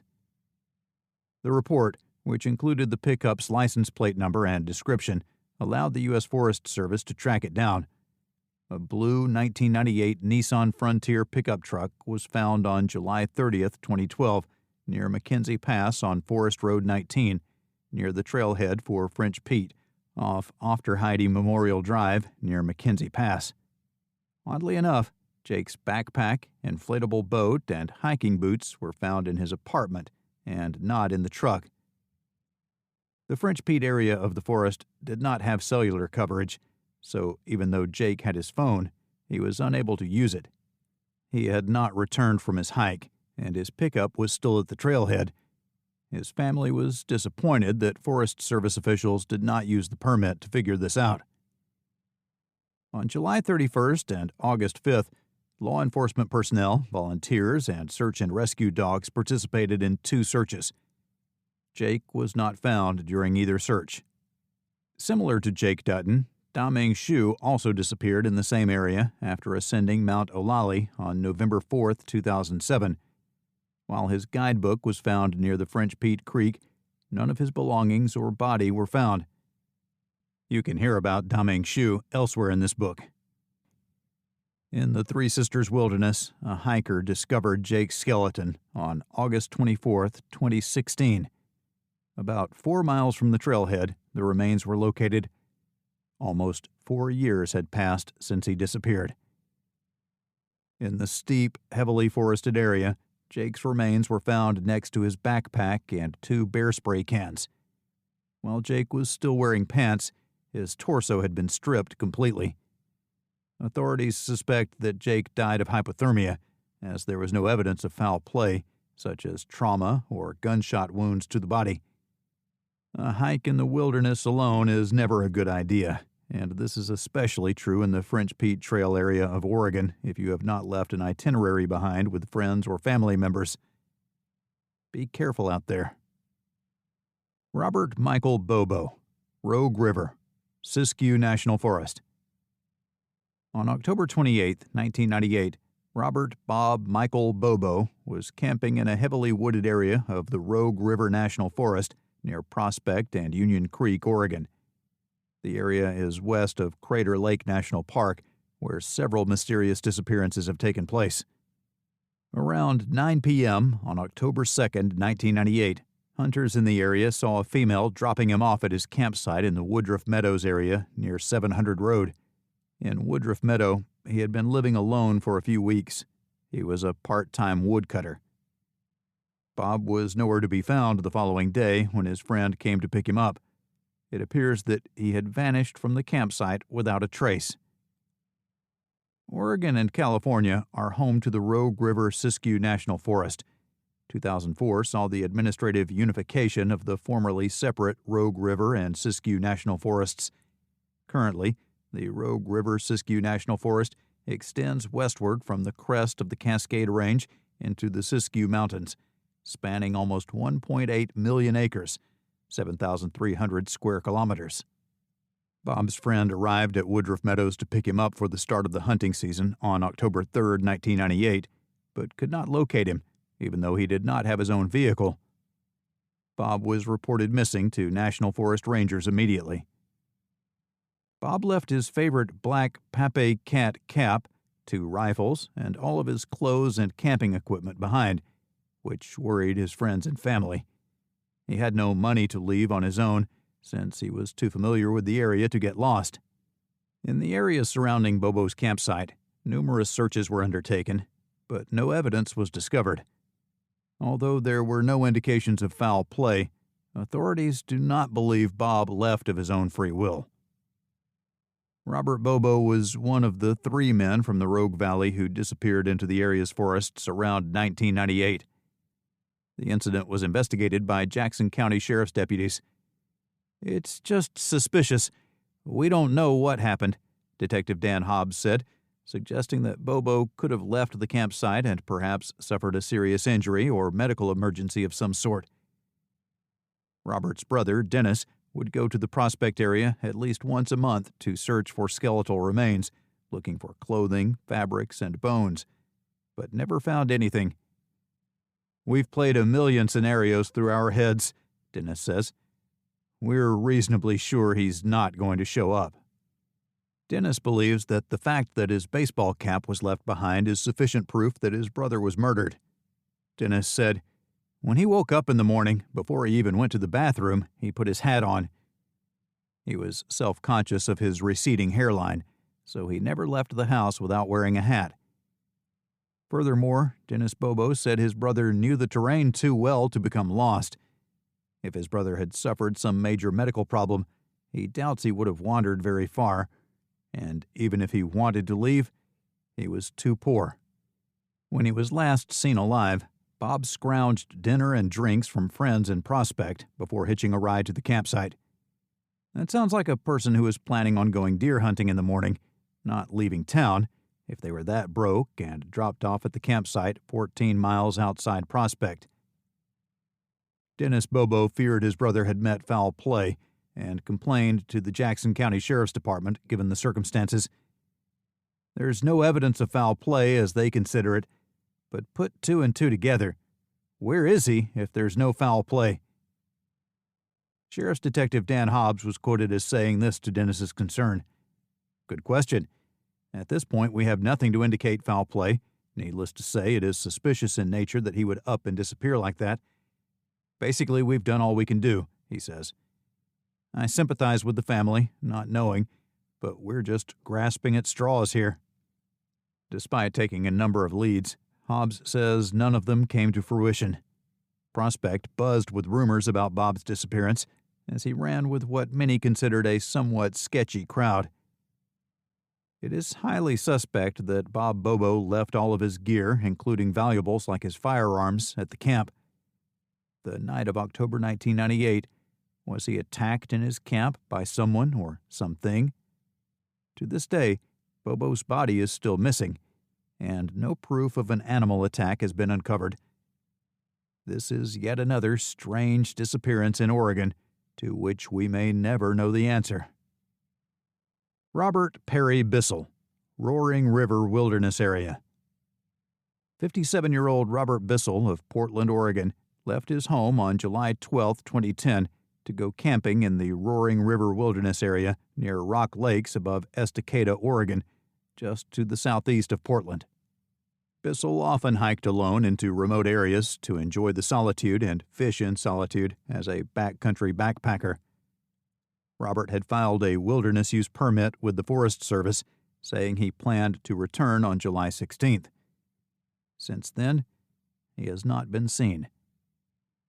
At Trailhead 700 near Rock Lakes, Robert parked his car, a white 1989 Nissan Sentra with Oregon license plates, and hiked off Trail 512 to set up his tent. In spite of leaving his sleeping bag and gear at the campsite, he took only his fishing rod and tackle with him, as if he intended to be gone only for a day or two.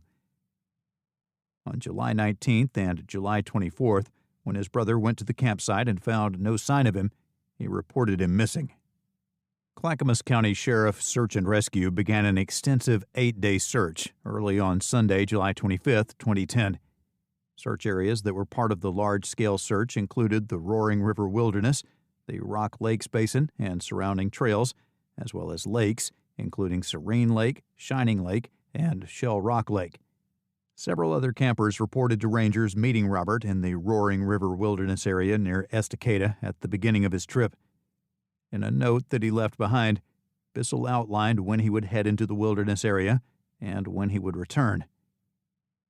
As his rod and fishing tackle were gone, authorities believe he set up camp, then hiked out to fish in Rock Lakes Basin. In the surrounding lakes, there were plenty of trout to catch. There were flyers posted in campgrounds, trailheads, ranger stations, and all over the nearby town of Estacada asking for information. It is possible Bissell was injured seriously while hiking through the Rock Lakes Basin in the Mount Hood National Forest, according to Sergeant James Rhodes of the Clackamas County Search and Rescue Unit. In spite of cold temperatures in the area at the time of Robert's disappearance, Rhodes and his team were confident in their ability to find him. It gets chilly at night, but it's not the kind of weather that pushes people into hypothermia. The area had no cell phone service, however. The search involved hundreds of volunteers, including 60 to 70 professional searchers, 2 fixed-wing aircraft, a helicopter, rescue dogs, horseback patrols, ATVs, and 4x4 units, as well as searchers on foot. Over a dozen lakes were searched by helicopter, while surveillance planes flew grid patterns over the area. Teams of sniffer dogs from Yamhill County and Clark County, Washington, were called in, along with the Air Force Reserve 304th Rescue Squadron and Pacific Northwest Search and Rescue, who scoured the terrain for any sign of the missing man. Generally, searchers deployed in 6-member teams. Following standard search and rescue protocol, they moved into new areas while shouting Robert's name and blowing whistles. However, they received no response. When the search ended on August 3rd, there were no signs of Bissell's whereabouts in the Mount Hood National Forest. In fact, 3 of the search horses threw their shoes because the terrain is so rough. A number of items were found during the search that they believed Bissell might have left behind. However, all the items they brought to base camp each time did not belong to Robert, according to his brother, Michael Bissell. Robert had been spotted by other campers who told investigators they spoke with him when he set up his camp. Robert's clothing and fishing gear have not been found. It was as if Robert has simply disappeared without a trace. Ronald Allen Ohm, Willamette National Forest. On Thursday, August 9, 2012, Ron Allen Ohm, 52, was hiking with 2 friends near Russell Lake in the Mount Jefferson Wilderness area in the Willamette National Forest when he mysteriously went missing. While the others set up camp downstream, he decided to stay on a ridge above the lake for a while and take pictures. The rest of the group headed down, leaving Ron behind. Having been an experienced hiker, Ron was familiar with the region and was equipped with a blue and red backpack, tent, sleeping bag, and provisions that would last for several days. Due to a medical condition he was suffering from at the time, he took 4 days' supply of tablets with him since he had to take daily medication. The evidence does not point to Ron Ohm ever having made it back to the lake from the ridge near Russell Lake in the Mount Jefferson Wilderness. Despite the fact that an extensive search effort has taken place over several years, no remains nor equipment have been found, despite the fact that a great deal of effort has been put into searching. Having departed from the Brighton-Bush Lake campground trailhead, the group planned to spend the next few days at Russell Lake, which is located northwest of Portland. There was no sign of Ron at camp that night on Thursday, August 9, 2012. On Friday afternoon, his friends went looking for him, then hiked out on Saturday evening to report him missing. Several other agencies, as well as Portland Mountain Rescue, were involved in the 6-day search, in addition to the Marion County Sheriff's Office. Search officials from Lynn, Benton, Deschutes, Lane, and Polk counties and Portland Mountain Rescue were also involved. Several search crews searched the area between Russell, Scout, and Bays Lakes. In addition to searching for Ohm on foot, they looked for him on horses, in SUVs, and on ATVs. Throughout the search area, helicopters from the Oregon Army National Guard and Cessna 182 aircraft from the Civil Air Patrol used numerous hours of flight time, flying over the area for hours on end, but they were unable to locate any trace of Ron. During the search, flyers were posted at trailheads and along the Pacific Crest Trail in order to inform hikers of the location of the missing person. Over 200 searchers searched 300 square miles of the Willamette National Forest north of Mount Jefferson for over 3,500 hours. Smoke hampered efforts, as did the approaching Waterfall 2 forest fire, which was moving west from Warm Springs. Around Russell Lake, there are many ridges and valleys covered in forest and some snow. It can get very hot during the day. The search area ranged in elevation from 5,000 to 7,500 feet above sea level. MCSO's search and rescue volunteers from Team 18, along with personnel on horseback and in jeeps, returned to the area a year after Ron's disappearance in the hopes of finding his remains. The search involved 54 people who spent 2 nights in the wilderness to maximize search time. The trailheads of the Brighton Bush and the Whitewater trailheads were searched along the Pacific Crest Trail. Although 1,135 man-hours of searching were spent on this second search, no evidence was found. It has never been possible to find any remains, clothing, or equipment connected to Ron Ohm. It's another case of someone going missing in Oregon and taking pictures in the wilderness who mysteriously disappears despite a large search. Would Ron have walked away and taken his own life, having told his friends that he planned to take pictures? Were there bears or mountain lions in the area? Yet no clothing, cameras, or equipment was left behind. Sadly, the truth may never be known. The Cowden family, Copper. The Cowden family went camping in the Siskiyou Mountains near Carberry Creek, Copper, Oregon, over Labor Day weekend. The party consisted of Richard, 28, Belinda, 22, David, 5, and Melissa, 5 months, and the family dog, Droopy, went with them. As Applegate Lake was created in 1980, Copper was flooded and no longer exists. Their bodies were discovered in a bizarre scene 7 months later, in April 1975, around 7 miles, 11 kilometers from their campsite. Considered by many to be one of the most mysterious murder cases in American history, the case remains unsolved. Richard Cowden drove logging trucks in the Cowden family's hometown of White City, Oregon. In their 1956 Ford pickup truck, the Cowdens drove to the campsite. Campouts were not planned for Labor Day weekend 1974 for the Cowden family, though they enjoyed going camping. It was Richard's intention to haul a load of gravel for his driveway and complete the job over the weekend. Due to a problem with the truck, the family decided to go up to the mountains for a trip away. Northwestern California and southwestern Oregon in the United States are home to the Siskiyou Mountains, a coastal subrange of the Klamath Mountains. An arc of these mountains runs along the north side of the Klamath River, about 100 miles north of Crescent City, California, into Josephine and Jackson counties, Oregon. Mountains separate the Klamath River Basin to the south and the Rogue River Basin to the north. Rogue River, Siskiyou, and Klamath National Forests contain most of the range. Along part of the range, the Pacific Crest Trail winds. In the early morning hours of Sunday, September 1st, 1974, Richard and David went to the Copper General Store to purchase milk on foot. After leaving the store, they returned to their campsite. This was the last time anyone saw any members of the Cowden family alive.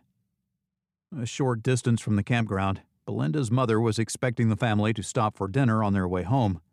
She went over to the campsite to see what was going on when they failed to appear. When she arrived, she found the Cowden family gone and their truck parked beside a picnic table with the keys on the table. It was clear that Belinda's purse was on the table, and a plastic dishpan full of cold water lay on the ground. In addition to the diaper bag and camp stove, there was also a half-finished carton of milk, which matched the one purchased earlier. Unexpectedly and alarmingly, Richard's expensive wristwatch and wallet containing cash were found lying on the ground. An open pack of cigarettes, the brand Belinda smoked, was also found. Despite the truck appearing untouched, all of their clothes were inside, and only the bathing suits were missing. In about an hour's time, Belinda's mother notified the authorities, which resulted in the arrival of the sheriff, troopers, and the Oregon State Police District 3 office. The officers searched the area until it got so dark that nothing could be seen. Lieutenant Mark Kezar, who led the case, later stated that the investigation had been delayed for maybe a day due to the lack of evidence of any violence occurring at the campsite. As a state trooper, Officer Erickson described the tableau. That camp was spooky. Even the milk was still on the table. Droopy, the Cowden's pet basset hound, was found scratching at the Copper General Store's front door the next morning, September 2nd. However, his owners were nowhere to be found. Hundreds of volunteers, including state and local police, scouts, the Forest Service, and the Oregon National Guard, took part in the search for the Cowden family, one of the largest in Oregon history. Infrared imaging was carried out by helicopters and planes equipped with infrared imaging to search 25 miles of roads and trails surrounding the campsite. Even after this very extensive search, no signs were found other than the dog. A search of the area was officially suspended on September 7th, but family members and friends spent many weekends and vacations searching. Richard's family had little debt, no late payments, and made more than enough money to sustain them. It was unlikely that they would have voluntarily vanished. The cash-filled wallet, expensive watch, etc. were left behind, so it certainly did not seem like a robbery. Despite the creek being so nearby, no bodies were found, so accidental drowning was ruled out. Where were the Cowdens? Police were puzzled. 7 months after the family vanished, 2 gold prospectors were hiking through the woods near Carberry Creek on April 12, 1975. Around 7 miles from where the Cowdens camped, they made the grisly and horrifying discovery of the decomposing body of an adult male tied to a tree on a steep hillside. A child, an infant, and an adult female were found dead in a small cave nearby. The cave entrance was carefully covered with rocks so the bodies could be hidden and disguised. Dental records were used to positively identify the bodies. According to autopsies, both Belinda and 5-year-old David were killed by .22 caliber gunshot wounds, and baby Melissa had suffered severe head trauma, which caused her death. Due to the advanced state of decomposition, the cause of death for Richard Cowden could not be determined by medical authorities. Investigators searched the area for a gun or other weapon because they suspected Richard could have killed his own family. The weapon used by Richard to murder his family members and to commit suicide would still exist if he was indeed responsible. But no weapon or gun was ever discovered. Afterward, Lieutenant Mark Kezar stated that the whole nature of the thing smacks of a weirdo, explaining that the police know a lot that they were not comfortable discussing. Richard and David returned to the camp after going to the store, and the family went swimming in adjacent Carberry Creek in the afternoon, according to the authorities. Shortly afterward, probably before noon, the family was abducted at gunpoint by a stranger. Apparently, they were driven some distance away, forced up the steep slope where they were found, and at least 3 of them were shot, Kezar speculated. On September 1st, a family from Los Angeles, California had arrived at the campground at 5 p.m., and while walking in the park that evening, they saw 2 men and a woman parking in a pickup truck nearby. The family would later state, "They acted like they were waiting for us to leave, and frankly, they made us nervous, so we moved on." Because of the location of Belinda and the children's bodies inside the cave, Lieutenant Kezar suspected a local resident who knew the area and was aware of the cave's location was responsible. Upon discovering the family's remains, someone in Grants Pass who had volunteered in the search told police that he had searched the cave where Belinda and the children's bodies were found in September 1974, and they hadn't been there. Police confirmed the story by having the man take them to the cave where the bodies were found. It was the same cave he had searched. An interview with former Oregon State Police Detective Richard Davis about his involvement with the Cowden case was conducted in August 2020. The OSP, Jackson County Sheriff's Office, and Central Point Police conducted months-long searches to find the suspect, which Davis describes as chasing their tails. He had 2 recruits come in, and you go up on the Applegate and look for buzzards, because buzzards will lead us to the body. This was in January. Buzzards are migratory birds. There hadn't been one in the Rogue Valley, Applegate Valley, since early November, Davis explained. Several early suspects were eliminated quickly, he said. After months of no new leads, officers lost hope in the case. "We got some of the strangest, most bizarre calls, tips where they were and what they were doing. They were seen in Seattle. They were seen in San Francisco." "They weren't," he said. Davis says 2 campers from Washington made a gruesome discovery 7 months after he took over as lead detective. They started up a little game trail from the level camp spot up the hill, and there was a skull, Davis said. "Right then, I mobilized everyone I can get. I need help. I'm one man. I can't search the forest. I need help," he complained. The skull belonging to Richard Cowden was recovered roughly 7 miles from the camping site, says Davis. Richard Cowden was bound to a tree. Richard's wife's, son's, and baby's bodies were hidden behind some rocks in a small cave on the hillside about 100 feet away. The boy had been shot by that .22 rifle. I don't remember how Belinda was killed. The baby had had its head bashed in by blunt force trauma, Davis recalled. He says they bagged everything, including the soil the bodies had been lying on. However, after being exposed to the elements for over half a year, any signs were rare. During the actual search and recovery for bones and stuff, the men became kind of giddy. But once we got back into the vehicles, it became very somber. Reality sets in. My God, what have I been doing? How could I have been giddy up there on the hillside when this family's been murdered, brutally murdered, he said.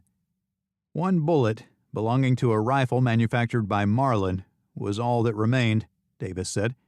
We're looking for anybody that had purchased that weapon that could have fired that shot. A weapon that could have fired that shot, Davis said. The murders were linked to Dwayne Lee Little, but he was never charged. He had been released from Salem's Oregon State Penitentiary on May 24, 1974, 3 months before the Cowdens vanished. A 15-year-old girl named Orla Faye Phipps had been raped and murdered by Little on November 2, 1964.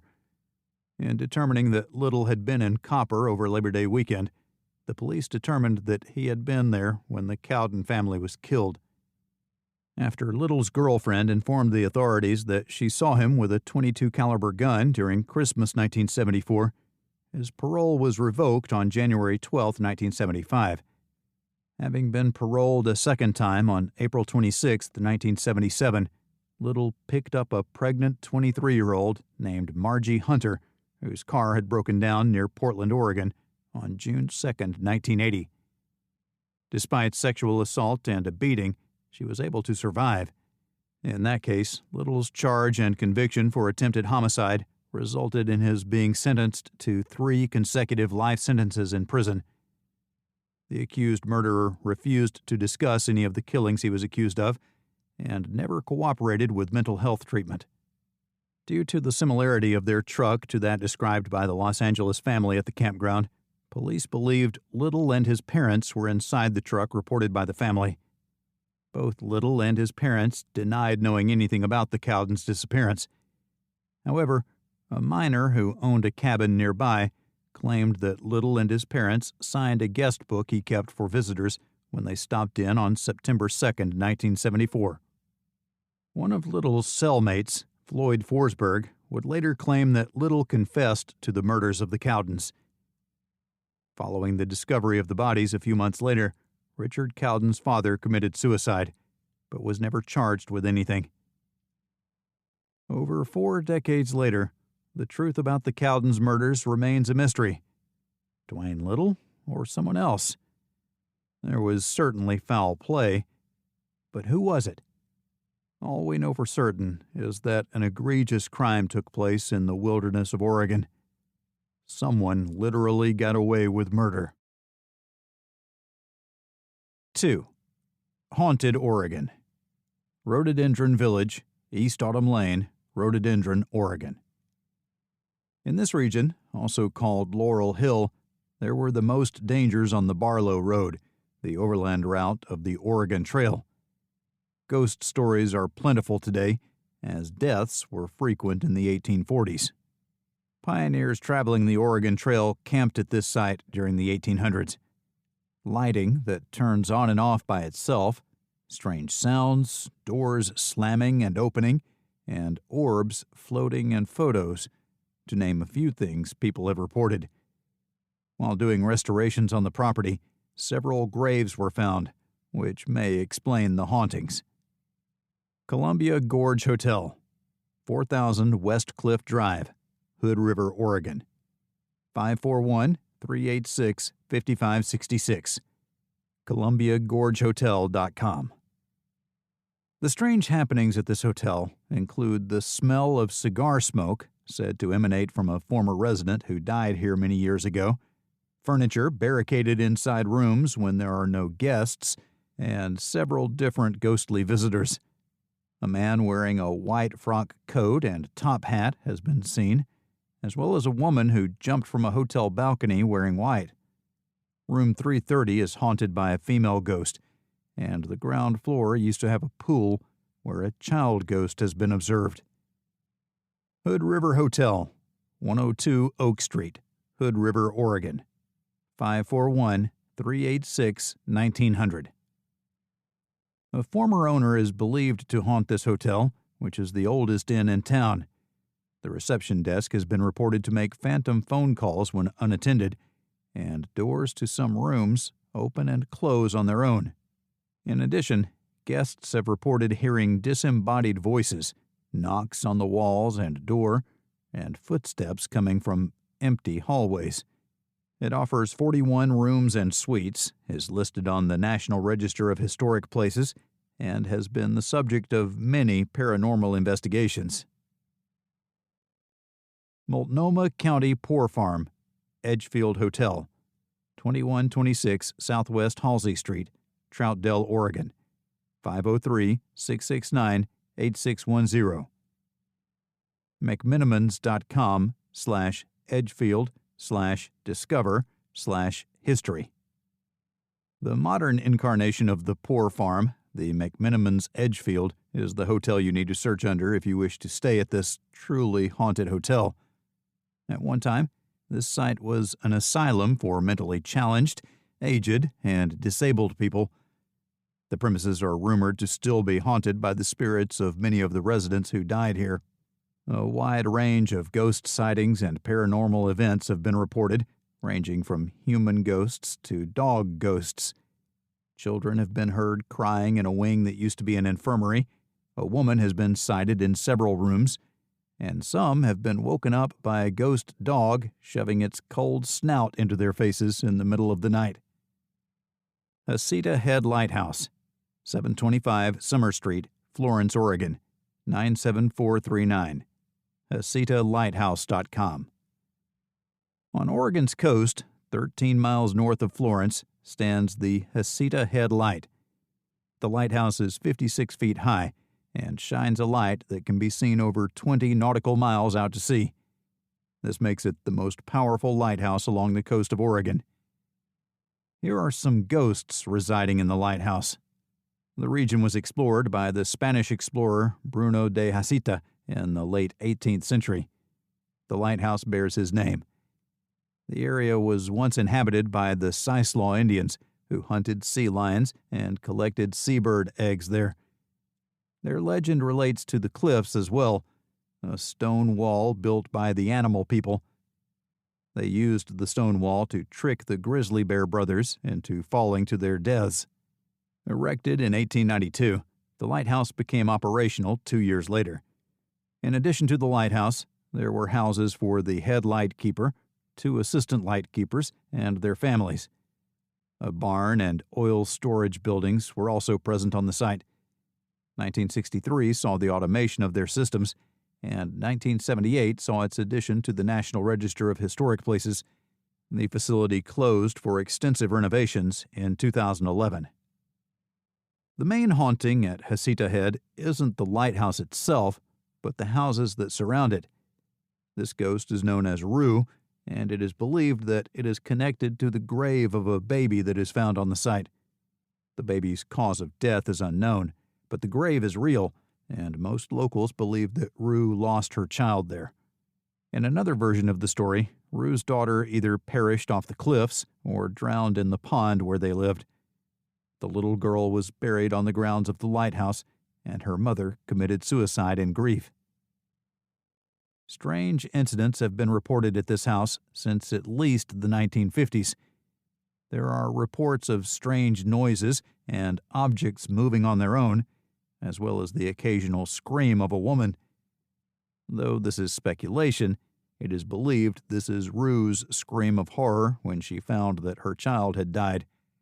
Rue is an active ghost who makes strange noises, as well as screaming and rattling dishes in the kitchen cabinets and flickering lights on calm nights when there is no explanation for it. Even lockable doors are left wide open by her. The Gray Lady is another ghost who haunts Hasita Head. The Gray Lady haunting Hasita Head may or may not be the same spirit as Rue, the grieving mother. A mist hovers over the house where the Gray Lady appears. In a story from the 1970s, when the property was undergoing renovation, she appears in a more solid form as well. In the attic, she came face to face with a painter who fled and refused to return. During an accident, he broke the attic window after being reassigned outside. However, he was unwilling to clean up the broken glass after replacing the window. At night, the owners heard scraping noises in the attic, and in the morning, all the glass was neatly piled up. It has been reported that there have been over 100 ghost sightings in Heceta Head. In fact, Life magazine even did an article about the case. Shanghai Tunnels, Portland Underground, 120 Northwest 3rd Avenue, Portland, Oregon, 503-622-4798. Shanghai's tunnels rank as one of the most haunted places on Earth, which should come as no surprise to anyone. Travelers say they feel goosebumps in the tunnels, as if someone is watching them. A lot of people say they have seen an Asian man walking past them. The spirit is known as Sam and turns off the lights in bar basements, as per the explorers. Additionally, Sam enjoys moving things about in the tunnels when explorers pass by. One tour guide reported hearing a voice repeatedly calling out the name Sam. His guests were terrified after hearing the voice. He knew that it was not one of them because his entire group was behind him. "It was the scariest thing I've ever done," he said. When no one else is around, some have perceived quick movements of shadows and felt ghostly fingers on their shoulders. The majority of tunnel tourists say that Sam is a good ghost and they enjoy being around him. Another type of tunnel spirit is a trickster who just enjoys having fun. You may find them tugging gently on your hair or pulling at your shirt tail. There was a guest who reported feeling a small tug on her shirt before she fell. The experience was not painful, but she said it will never be forgotten. Despite the fact that most ghosts in Shanghai tunnels are friendly, it is better to remain cautious. A person or something may have felt unwelcome or like it was watching them. Prior to being thrown to the ground, one man recalled hearing childlike whistling. In an effort to see who knocked him down, he turned around. Looking behind him with his flashlight, he could not see anyone. It was the man's last trip to the Shanghai tunnels. The tunnels have some reports of ghostly activity, but for the most part, these experiences are not that frightening. Bring your own water and stay with your group at all times, as you will experience complete darkness. It may seem scary at first, but you will definitely enjoy the tour. Definitely take a trip through the Shanghai tunnels at least once if you are interested in taking part or interacting with spirits. You never know who or what lurks down there in the dark of the tunnels. You need to keep your wits about you. Fort Stevens State Park, near Astoria, Oregon. stateparks.oregon.gov/index.CFM?do=park.profile&park ID=129. Fort Stevens stands as a testament to America's relentless spirit, a relic of the wars that built it. As the defender of the great river of the West, Fort Stevens still holds a special place in military history, despite the absence of bloodshed. For those who find themselves in Portland and want a break from the hipsters, Fort Stevens is a good choice. There are times when the ghostly soldiers out there are lonely, with only the moss creeping over their encampment and the wind blowing through their trees. There have been reports of paranormal activity in the area from hikers and other tourists. Experts believe people's spirits are not always tethered to the exact spot where they died, but can be drawn to places that hold emotional meaning for them. However, some people believe that a person's soul, trapped between worlds for whatever reason, is free to roam wherever it wishes. Fort Stevens seems to attract restless spirits for whatever reason. Hot Lake Hotel, The Lodge at Hot Lake, 66172 Highway 203, La Grande, Oregon, 541-226-3944, hotlakelodge.com. With its therapeutic waters and medical innovation, this resort attracted visitors from around the world at the turn of the last century, with the Mayo brothers from the Mayo Clinic among its most notable guests. The hotel went out of business after a fire destroyed half of the building in 1934. Afterward, what was left of the original building was then used as a retirement home, a school for nursing students, and even an insane asylum, before later being abandoned. In the 15 years following the building's abandonment, various stories circulated about hauntings that occurred there, some of which were connected to its troubled past. There have been rumors of the building being haunted by old vacationers, a nurse who drowned after getting scalded in a lake, and a gardener who killed himself on the property when it was an asylum. There was a piano on the third floor of the hotel that once belonged to Robert E. Lee's wife. The piano is said to have played by itself more than a few times over the years.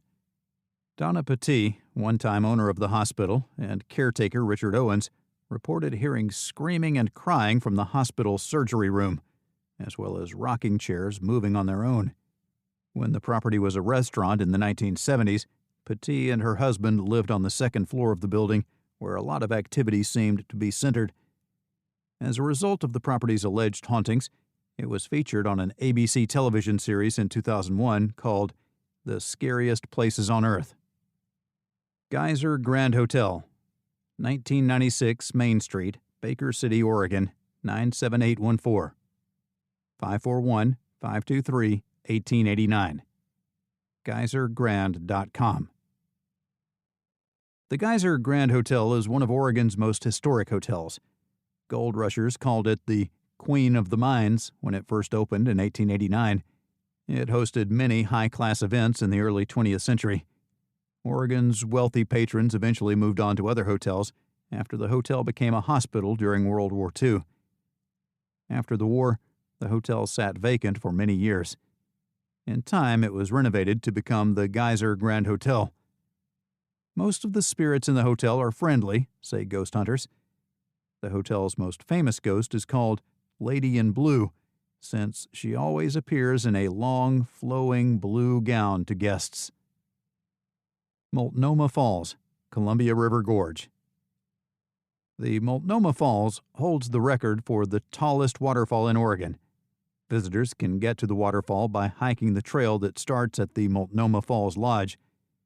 As one of Oregon's oldest historical sites, the lodge dates back to 1925. Located near the trail's highest point, visitors can see an astounding waterfall. A Native American woman jumped off the falls to her death, say locals. During the winter months, hikers have reported seeing a woman's figure just beneath the water's surface. Part 2. Washington. 3. Mysterious Disappearances. Richard R. Lee, Wenatchee Okanagan National Forest. As of September 9, 2004, Richard Lee, 47, of Hobart, King County, had gone hiking alone in Washington State's Wenatchee Okanagan National Forest on a 2-day trip. In the area of the Cascades, he planned to explore Kolchuk Lake, an area familiar to him from hiking in the wilderness.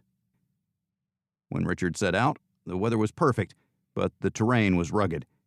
During those 2 days, he used a cell phone to call his brother and let him know all was well. Then he disappeared. Richard Lee failed to appear at his Hobart home on September 11th. He was reported missing to authorities on September 15th by his wife, who was initially unconcerned when he didn't return home on September 11th. Immediately, searchers began focusing their efforts on Lake Stewart, Kolchuk Lake, and Enchantment Lakes to the southwest of Leavenworth. The search and rescue effort was complicated by 8 inches of snow that fell around the same time. Volunteers from King, Yakima, and Kittitas counties assisted the Chelan County Mountain Rescue Crews with the use of 3 planes from the Department of Transportation. In the end, the search teams found Richard's car off the trail, along with his campsite. To prevent bears from getting to his kit, his sleeping bag and food were kept in a tree. Unfortunately, nothing else has ever been found relating to Richard Lee. None of his remains, gear, or clothing have ever been found. Lee's camp seemed uncomfortable to some searchers, but they didn't explain why. Karen Sykes, Mount Rainier National Park. In June 2014, Karen Sykes, 70, made the trek to Owaihi Lakes in Mount Rainier National Park. Karen hiked ahead of her partner once they reached snow level at an elevation of about 5,000 feet. She said she would walk a short distance up the trail, then return. However, she was never seen alive after that. What happened to her? The hiking community in Northwest America was well acquainted with Karen Sykes. In addition to writing for online publications and newspapers, she was also a photographer and wrote a book describing hikes in western Washington. In addition, she authored a popular trail column and produced articles about Washington hikes for the Seattle Times, as well as co-authoring a second book about hikes in wildflower areas. Additionally, Karen wrote a blog called Karen's Trails, where she shared hiking-related stories, photos, and trail reports. Her close friend Lola Kemp said, "She is a trail guru," adding that she hiked twice a week and was a climber and scrambler. As part of her research for an article she planned to write, Karen and her boyfriend hiked near or along the Owaihi Lakes Trail on June 18, 2014. Despite Mount Rainier's 14,410-foot height, she had adequate survival gear to camp overnight. Karen took a faster pace than her hiking partner and vanished during the day. According to Greg Johnston, a former outdoors writer for the Seattle Post-Intelligencer, Karen was a strong hiker who knew the mountain well. "She's the last person anyone would expect to get lost, particularly on Mount Rainier," said Johnston, who commissioned Sykes to write a weekly hiking column for the newspaper for more than a decade. "If anybody can survive it, it's her. She's really tough and really savvy." The area was scoured by 6 ground crews, 2 dog teams, and 2 aircraft. After 3 days of searching, rescuers located a body in rocky, steep terrain in an area that was hard to access and not heavily used. Karen had died from hypothermia, according to an autopsy by the Pierce County Medical Examiner's Office.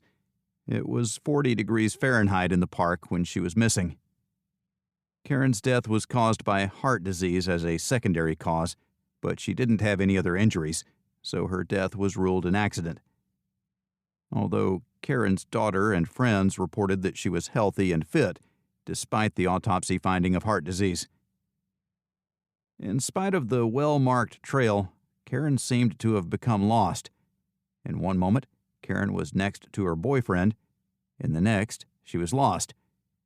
Whether Karen suffered from hypothermia, a heart attack, or something else spooked her is unknown.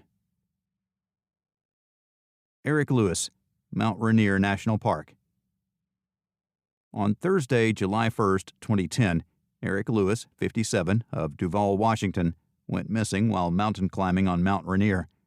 The climbing companions were left to pull up a coil by a butterfly knot after he had unclipped from the rope and disappeared. The search for Eric ended when only his pack was found in a snow cave after he vanished. However, his body remains missing even now after 10 years. Is it possible that Eric was spooked or killed by someone or something? Or was it that his gear just failed? So far, no one has been able to fully or satisfactorily explain just what happened on Mount Rainier on that fateful day over 10 years ago. Located in Washington, Mount Rainier is 14,411 feet, 4,392 meters tall, and is about 59 miles, 95 kilometers, from Seattle and northeast of Portland, Oregon. It is also known as Tahoma Peak or Tacoma Peak. Mount Rainier is a large, active stratovolcano in the Cascade Range in the Pacific Northwest. It is the highest mountain in Washington and the Cascade Range. As a result of the high probability that Mount Rainier will erupt in the near future, it is one of the world's most dangerous volcanoes. As the first access route to Rainier's summit, Gibraltar ledges were used. Hazard Stevens and Philemon Beecher Van Trump successfully climbed this route in 1870, and it has become the standard route on the mountain for winter climbing. This is the route Eric and his companions were climbing that day in 2010. As the 3-man team ascended the Gibraltar Ledges route on Mount Rainier in high winds and low visibility, Eric became inexplicably separated from his two climbing companions. On the ledge's route, Don Storm Jr., the climber in the lead, paused and was joined by Trevor Lane, the second climber on the rope. The rope had only a coil and a butterfly knot when they pulled it in at 13,900 feet as they awaited Eric's arrival. The men had glimpsed him on the rope just moments before and searched the slope below them immediately. To make sure Eric had not skirted around them during the search below, the group headed to the summit ridge after thoroughly searching the area beneath.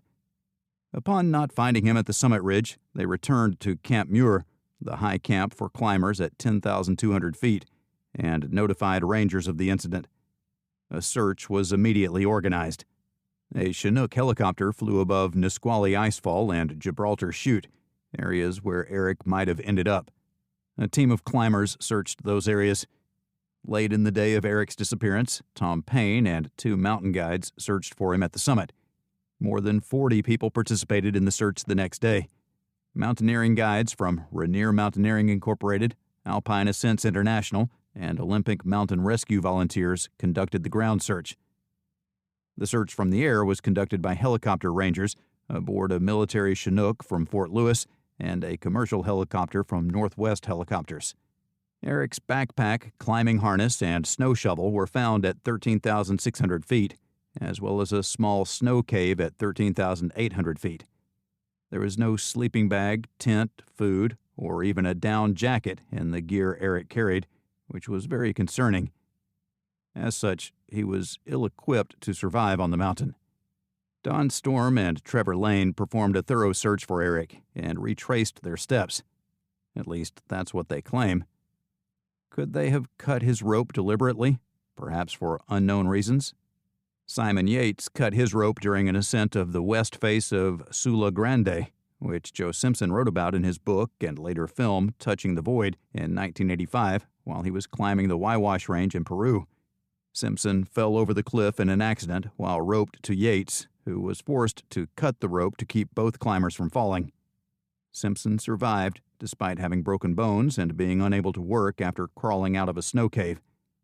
His escape from death in the Andes was miraculous. The ground was covered in snow, so it should have been easy to find Eric's footprints, but he didn't leave any besides those of his companions. There were no indications that he strayed from the group. The searchers found his climbing gear in an ice cave 200 feet below where he disappeared. Eric Lewis was never located on Mount Rainier despite this extensive search. Questions remain to this day. What could have prompted him to cut himself from the rope? After sheltering in the ice cave, did he suffer from hypothermia and become confused and disoriented? Did something or someone scare him into cutting his rope out of pure, unbridled fear? Was he trying to commit suicide? Sadly, we will probably never know the truth. Sam B. Duvall, Mount Rainier National Park. A 33-year-old man, Sam Duvall, left Friday, October 9, 2020 for a solo hike in Mount Rainier National Park and was due back the next day. On that day, he was spotted near Lake Mowich in the park on the Mother Mountain Loop Trail. When Sam did not return to his home on October 12th, his family reported him missing. In addition to his tent and sleeping bag, Sam also had rain and snow gear, a cell phone, and a solar-powered charger.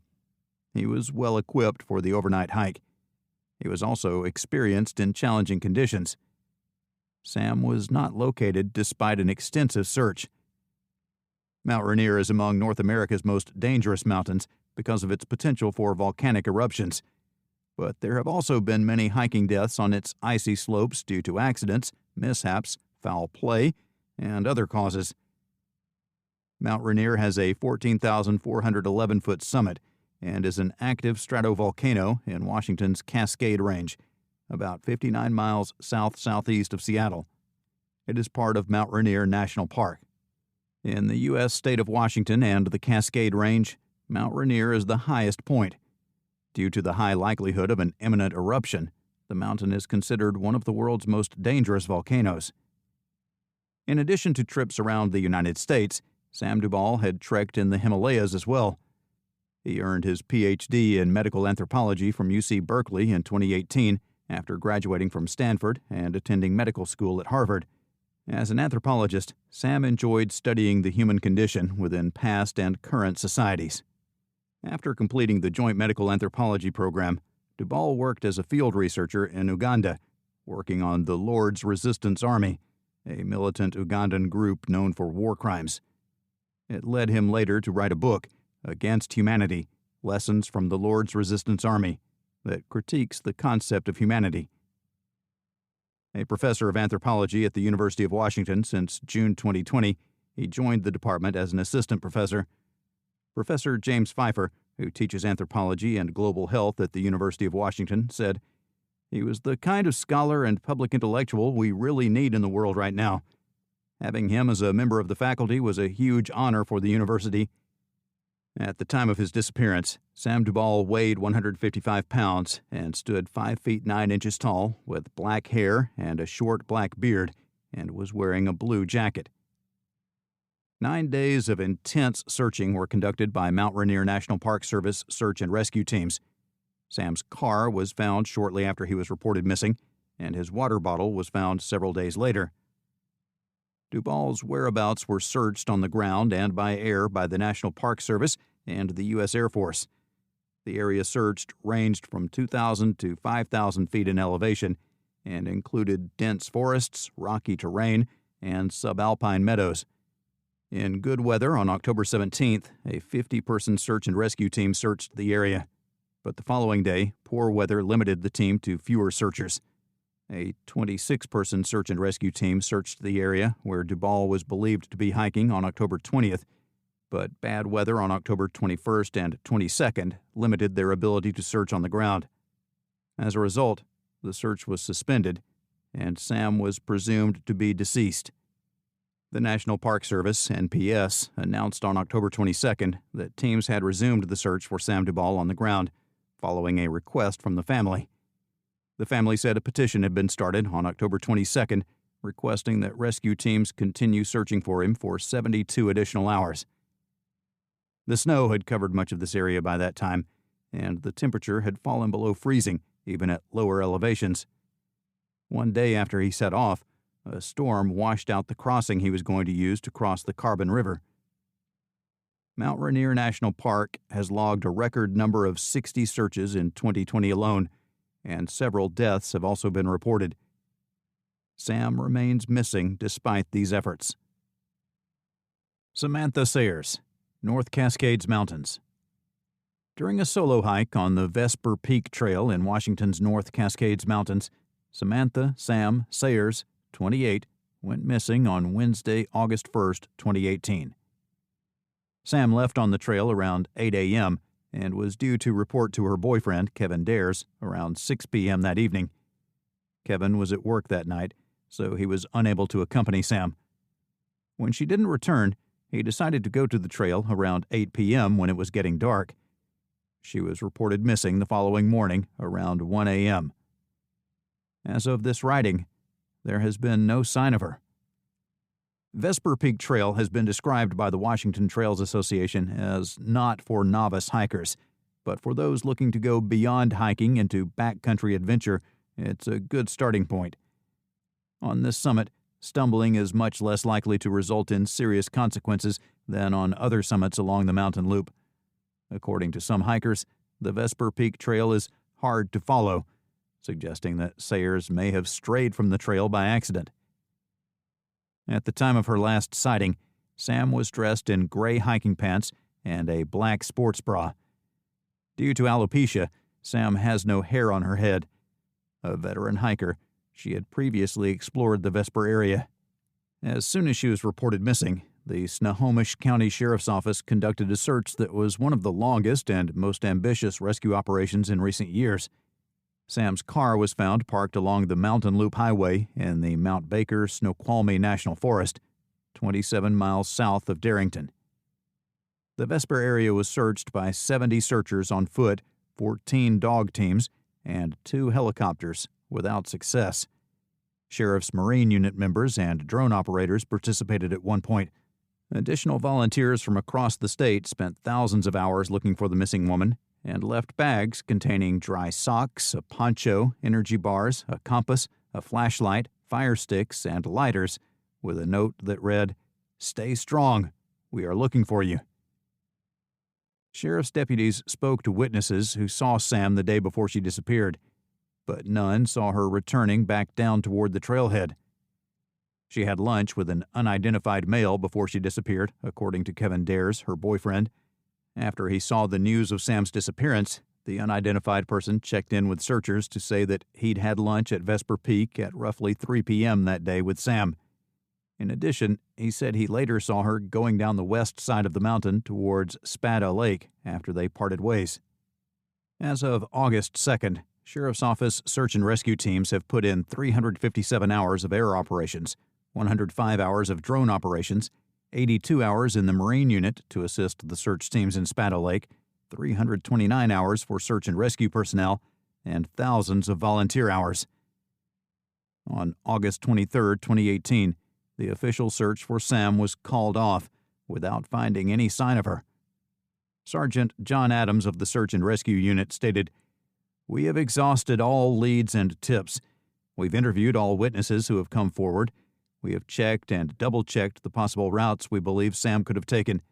If there was a place we thought she could get to, we put people there to look for Sam, often putting our volunteers and personnel at great risk due to the rugged, remote, and dangerous terrain."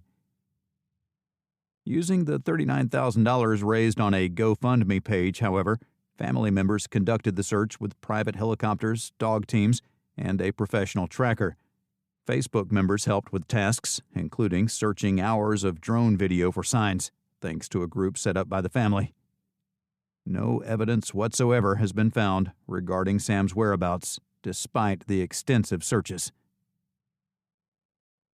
James Thomas Griffin, Olympic National Park.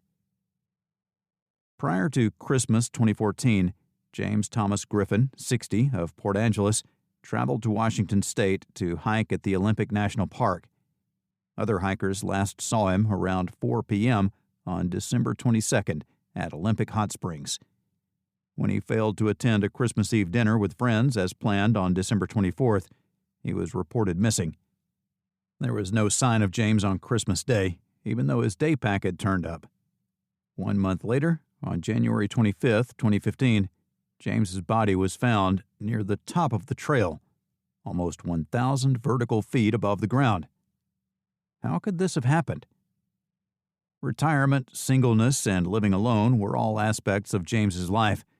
As a frequent visitor to the park, he knew the trails very well, as he was an avid hiker. However, he was often affected by an old leg injury, so he sometimes made slow progress. December 22nd and 23rd of 2014 saw rain and cold temperatures in the mid-30s in Olympic National Park. This harsh weather may have added to James's difficulties with his injury during the hike. The State Department of Emergency Management search dogs and their handlers helped 10 rescuers from the park and Olympic Mountain Rescue. Bud, James's dog, also assisted in the search for him. In the Olympic Peninsula's Elwha Valley, about a half mile from the trailhead of the Boulder Creek hiking trail and 50 feet off the trail itself, James's day pack was found on Christmas Day. Besides his camera, stove, food, water, snacks, and fire starters, the pack was leaning against a log, looking as though it had been removed. Besides the towel, a can of cola and a coffee mug, as well as an unopened bag of resealed, freeze-dried food, were resting on top of the pack. No signs of struggle could be seen in the area, and the camera contained a picture of a nearby waterfall. The body of James, despite a week-long search, was not discovered until Sunday, January 25, 2015, where it was found nearly 1,000 vertical feet above the trail and about a third of a mile from where he disappeared. The park officials stated Griffin appeared to have stepped off the trail to prepare a snack, but then became disoriented and was unable to find his way back.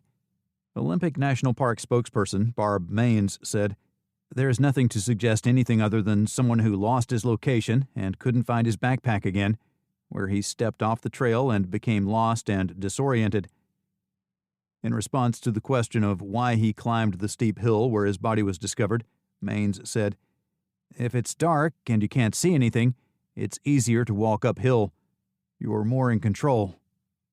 Dr. Eric Kiesel of Clallam County's Forensic Pathology Department released an autopsy report that indicated James suffered from hypothermia. According to James's brother, Robert, the results were really odd. He continued, "It's just one of those things that happened, and nobody will ever know what the reasons were for him going up the hill." James Griffin's case is peculiar. Leaving his food and pack off the trail, why did he climb 1,000 feet up a steep hillside? Could something or someone have scared James enough to cause him to drop his day pack and food and flee as fast as he could? It would have been difficult for him to climb 1,000 feet of steep slope in pitch black if he had an old leg injury. And why did he leave his car if he knew the area well? What was it that scared James in the Olympic National Park? The investigators believe he simply got disoriented and then got lost in the dark on the way back to his car. This is despite the well-marked trail.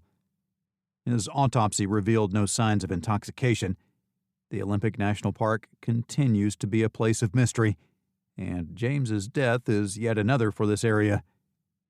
In the end, all we have is conjecture as to what happened, and another strange hiking death.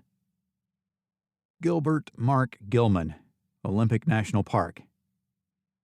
On Saturday, June 24, 2006, Gilbert Mark Gilman, 47, went for a short walk in Washington's Olympic National Park, but did not return. Rather than go for a serious hike that day, he headed to the trailhead of the Staircase Rapid Loop Trail in the national park to take some photographs. His clothing and footwear were light, and he was not carrying a backpack. A short conversation with Park Ranger Sandy Lustig followed Gilman's parking his car at Staircase Ranger Station, and that was his last sighting. An extensive search, lasting 10 days, failed to find any trace of Gilman. Since his disappearance 15 years ago, there have been no signs of his whereabouts. Would Gil have planned to disappear and work as a covert agent for the U.S. government? The question is, did he succumb to something in the Olympic National Park, or was he murdered by a serial killer? Gil stood 5 feet 7 inches and weighed between 155 and 165 pounds, with graying brown hair and brown eyes. On the day of the visit to the Olympic National Park, he was wearing a bright blue and green Hawaiian shirt, khaki pants or shorts, sandals, and prescription sunglasses. Despite his toughness and intelligence, he had a friendly disposition. He was a former U.S. Army paratrooper who had served in East Africa, Panama, and Israel. 2 Bronze Stars were awarded to him for his service with the 82nd Airborne. A graduate of the London School of Economics, as well as Union College in New York and Solvay Business School in Brussels, Gil holds a degree from each institution. In the past, he has worked as an interrogator in Iraq and as a counterterrorism and counterintelligence analyst. Additionally, he spent a year as a contractor in Iraq and is fluent in Arabic, Russian, and Chinese. Before coming to Washington State to manage the 2004 congressional campaign for Sandy Matheson, director of the State Department of Retirement Systems, Gilbert worked for the United Nations in New York. From April 2005, he served under Matheson as deputy director of the Retirement Systems Department and advised her on national and local pension issues. A park ranger, Sandy Lustig, noticed Gil on June 24, 2006, carrying a camera without a backpack. Sandy said, "I could actually hear the music playing in his car and went out to see what was going on, and I had a brief conversation with him and asked him to turn down the music. I got the sense he was going for a hike." Olympic National Park's Staircase area lies 30 minutes outside Hoodsport in a lowland old-growth forest.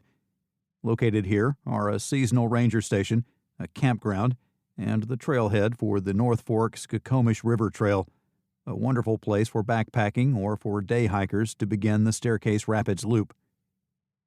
This 2.1-mile loop trail winds through a canopy of Douglas fir, western hemlock, and western red cedar trees, some 300 to 400 years old. Mossy trees and ferns line the trail as it follows the North Fork's Skokomish River. At its terminus is a large fallen cedar. The river is crossed by a suspension bridge, which offers views of the rapids. High water in 1998 destroyed the original bridge, which was rebuilt much higher to accommodate spring runoff in the area.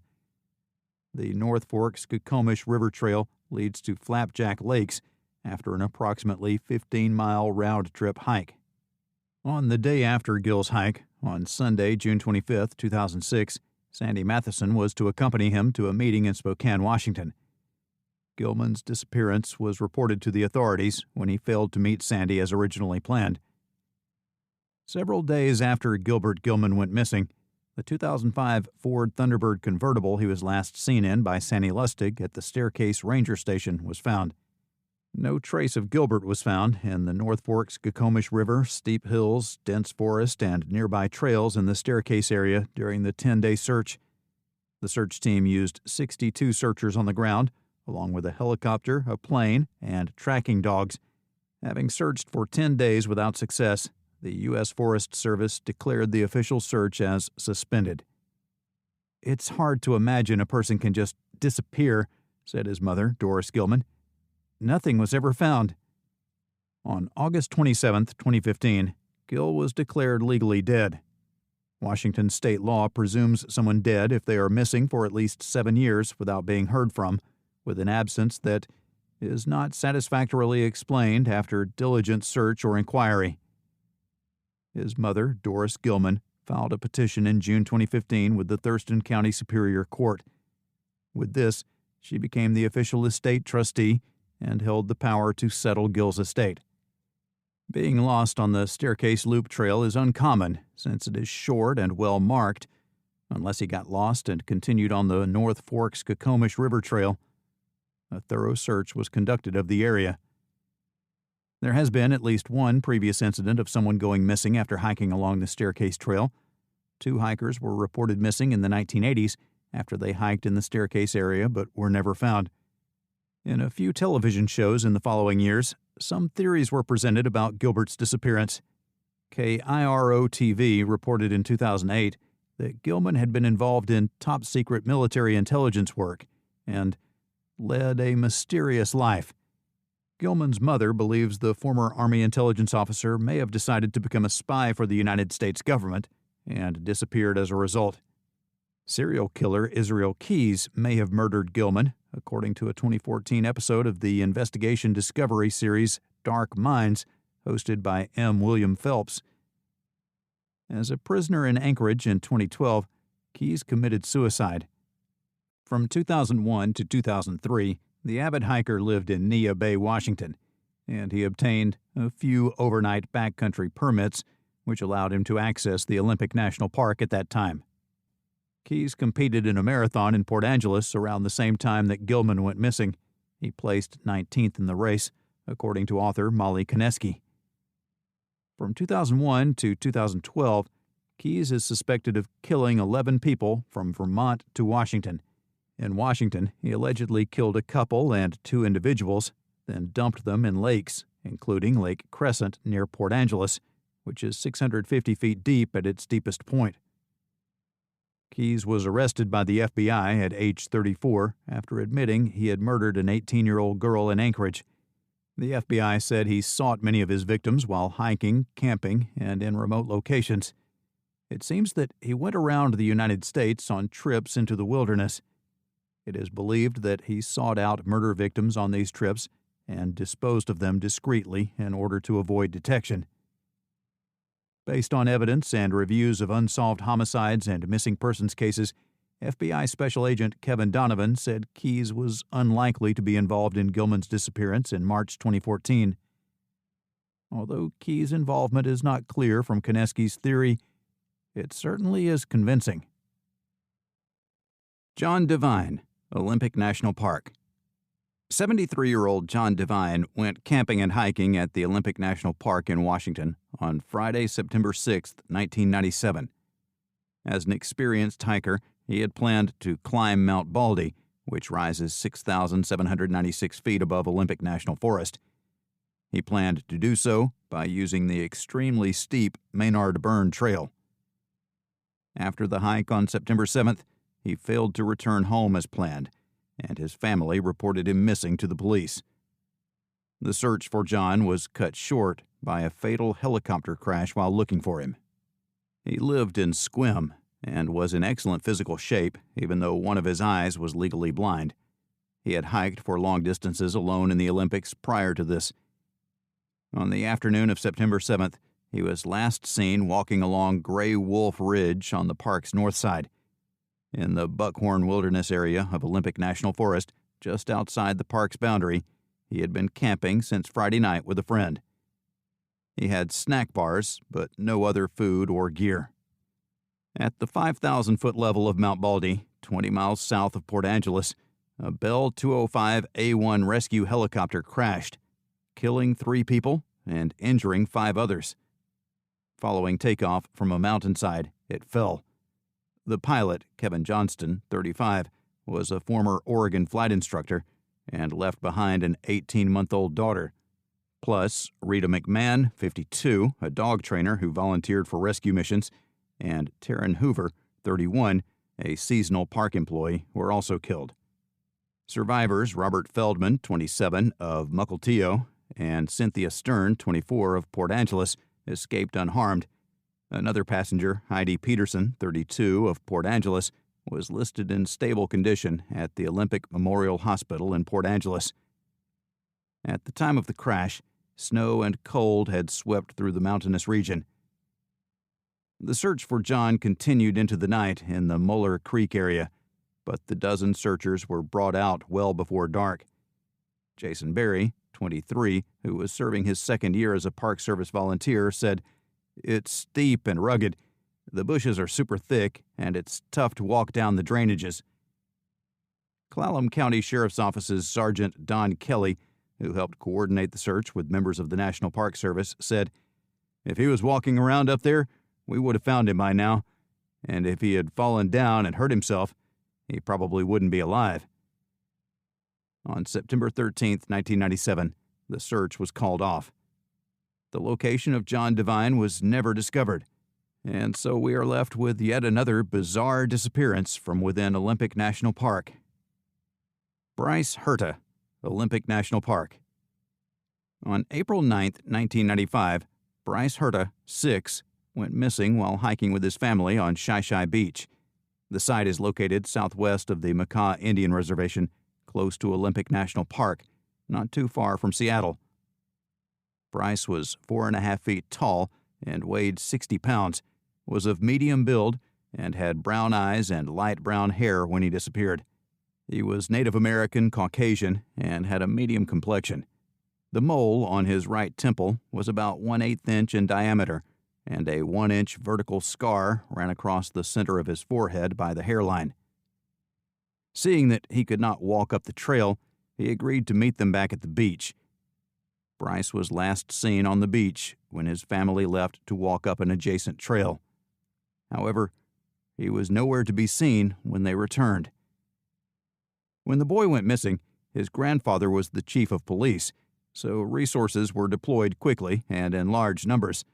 Approximately 30 searchers, including Coast Guard helicopters, combed the area where he was last seen within 45 minutes of his disappearance.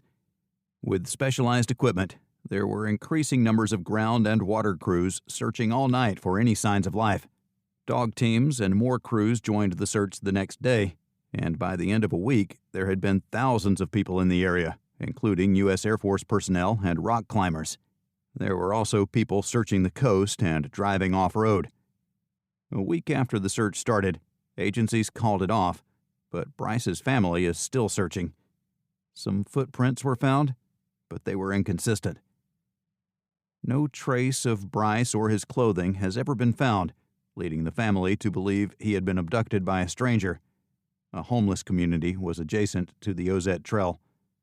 Despite police speculation that his body may have washed out to sea, it was never recovered. How long was he left on the trail before his family's return, and why couldn't he follow them up the trail from the beach? Was Bryce kidnapped while on the trail?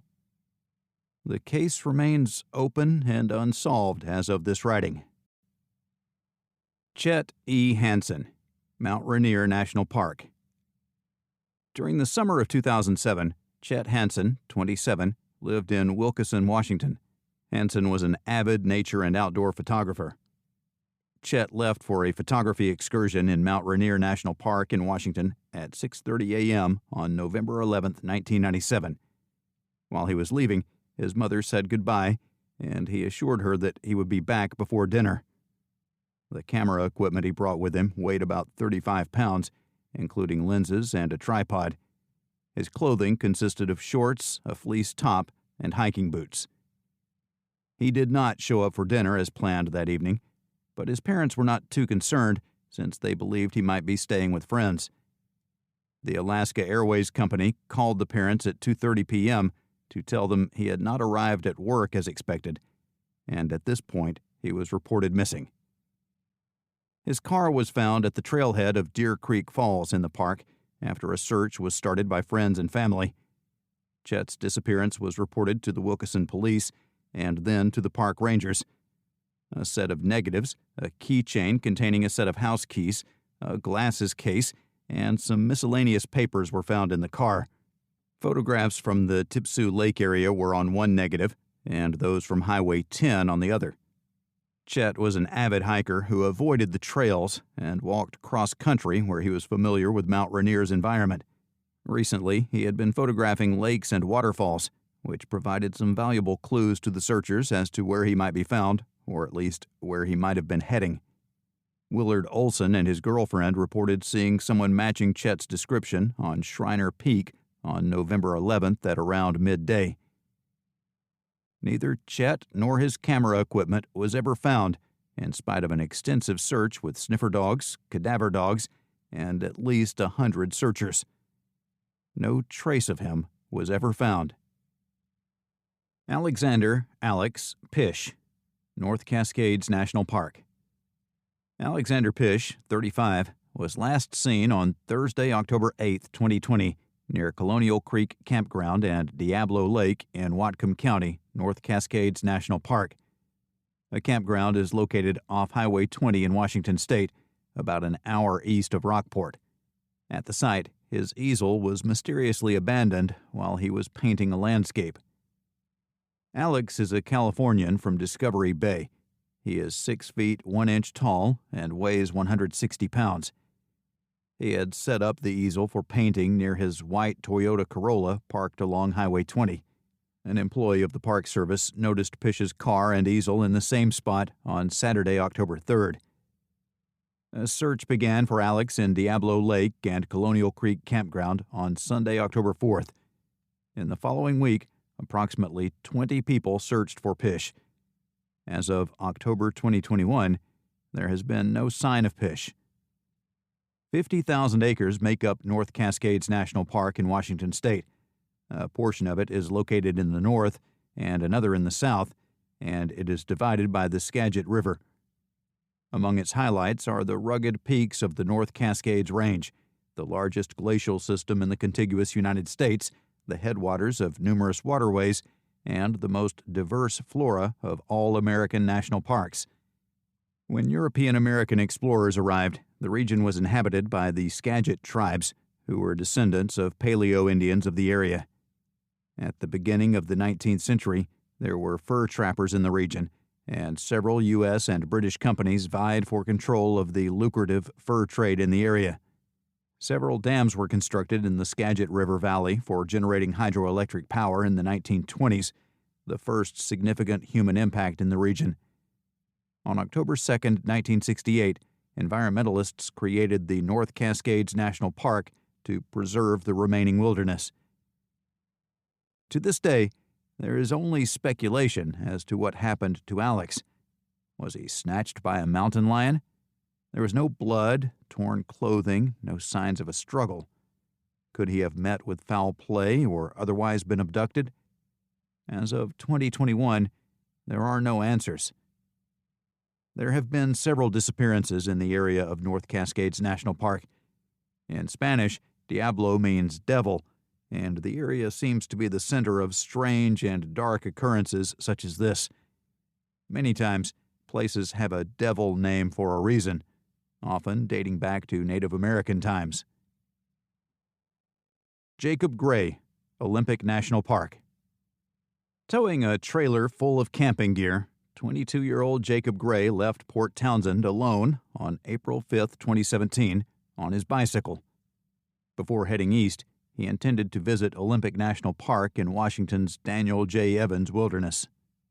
On April 6th, his bike, trailer, and most of his gear were found about 6.5 miles up Salduck Hot Springs Road.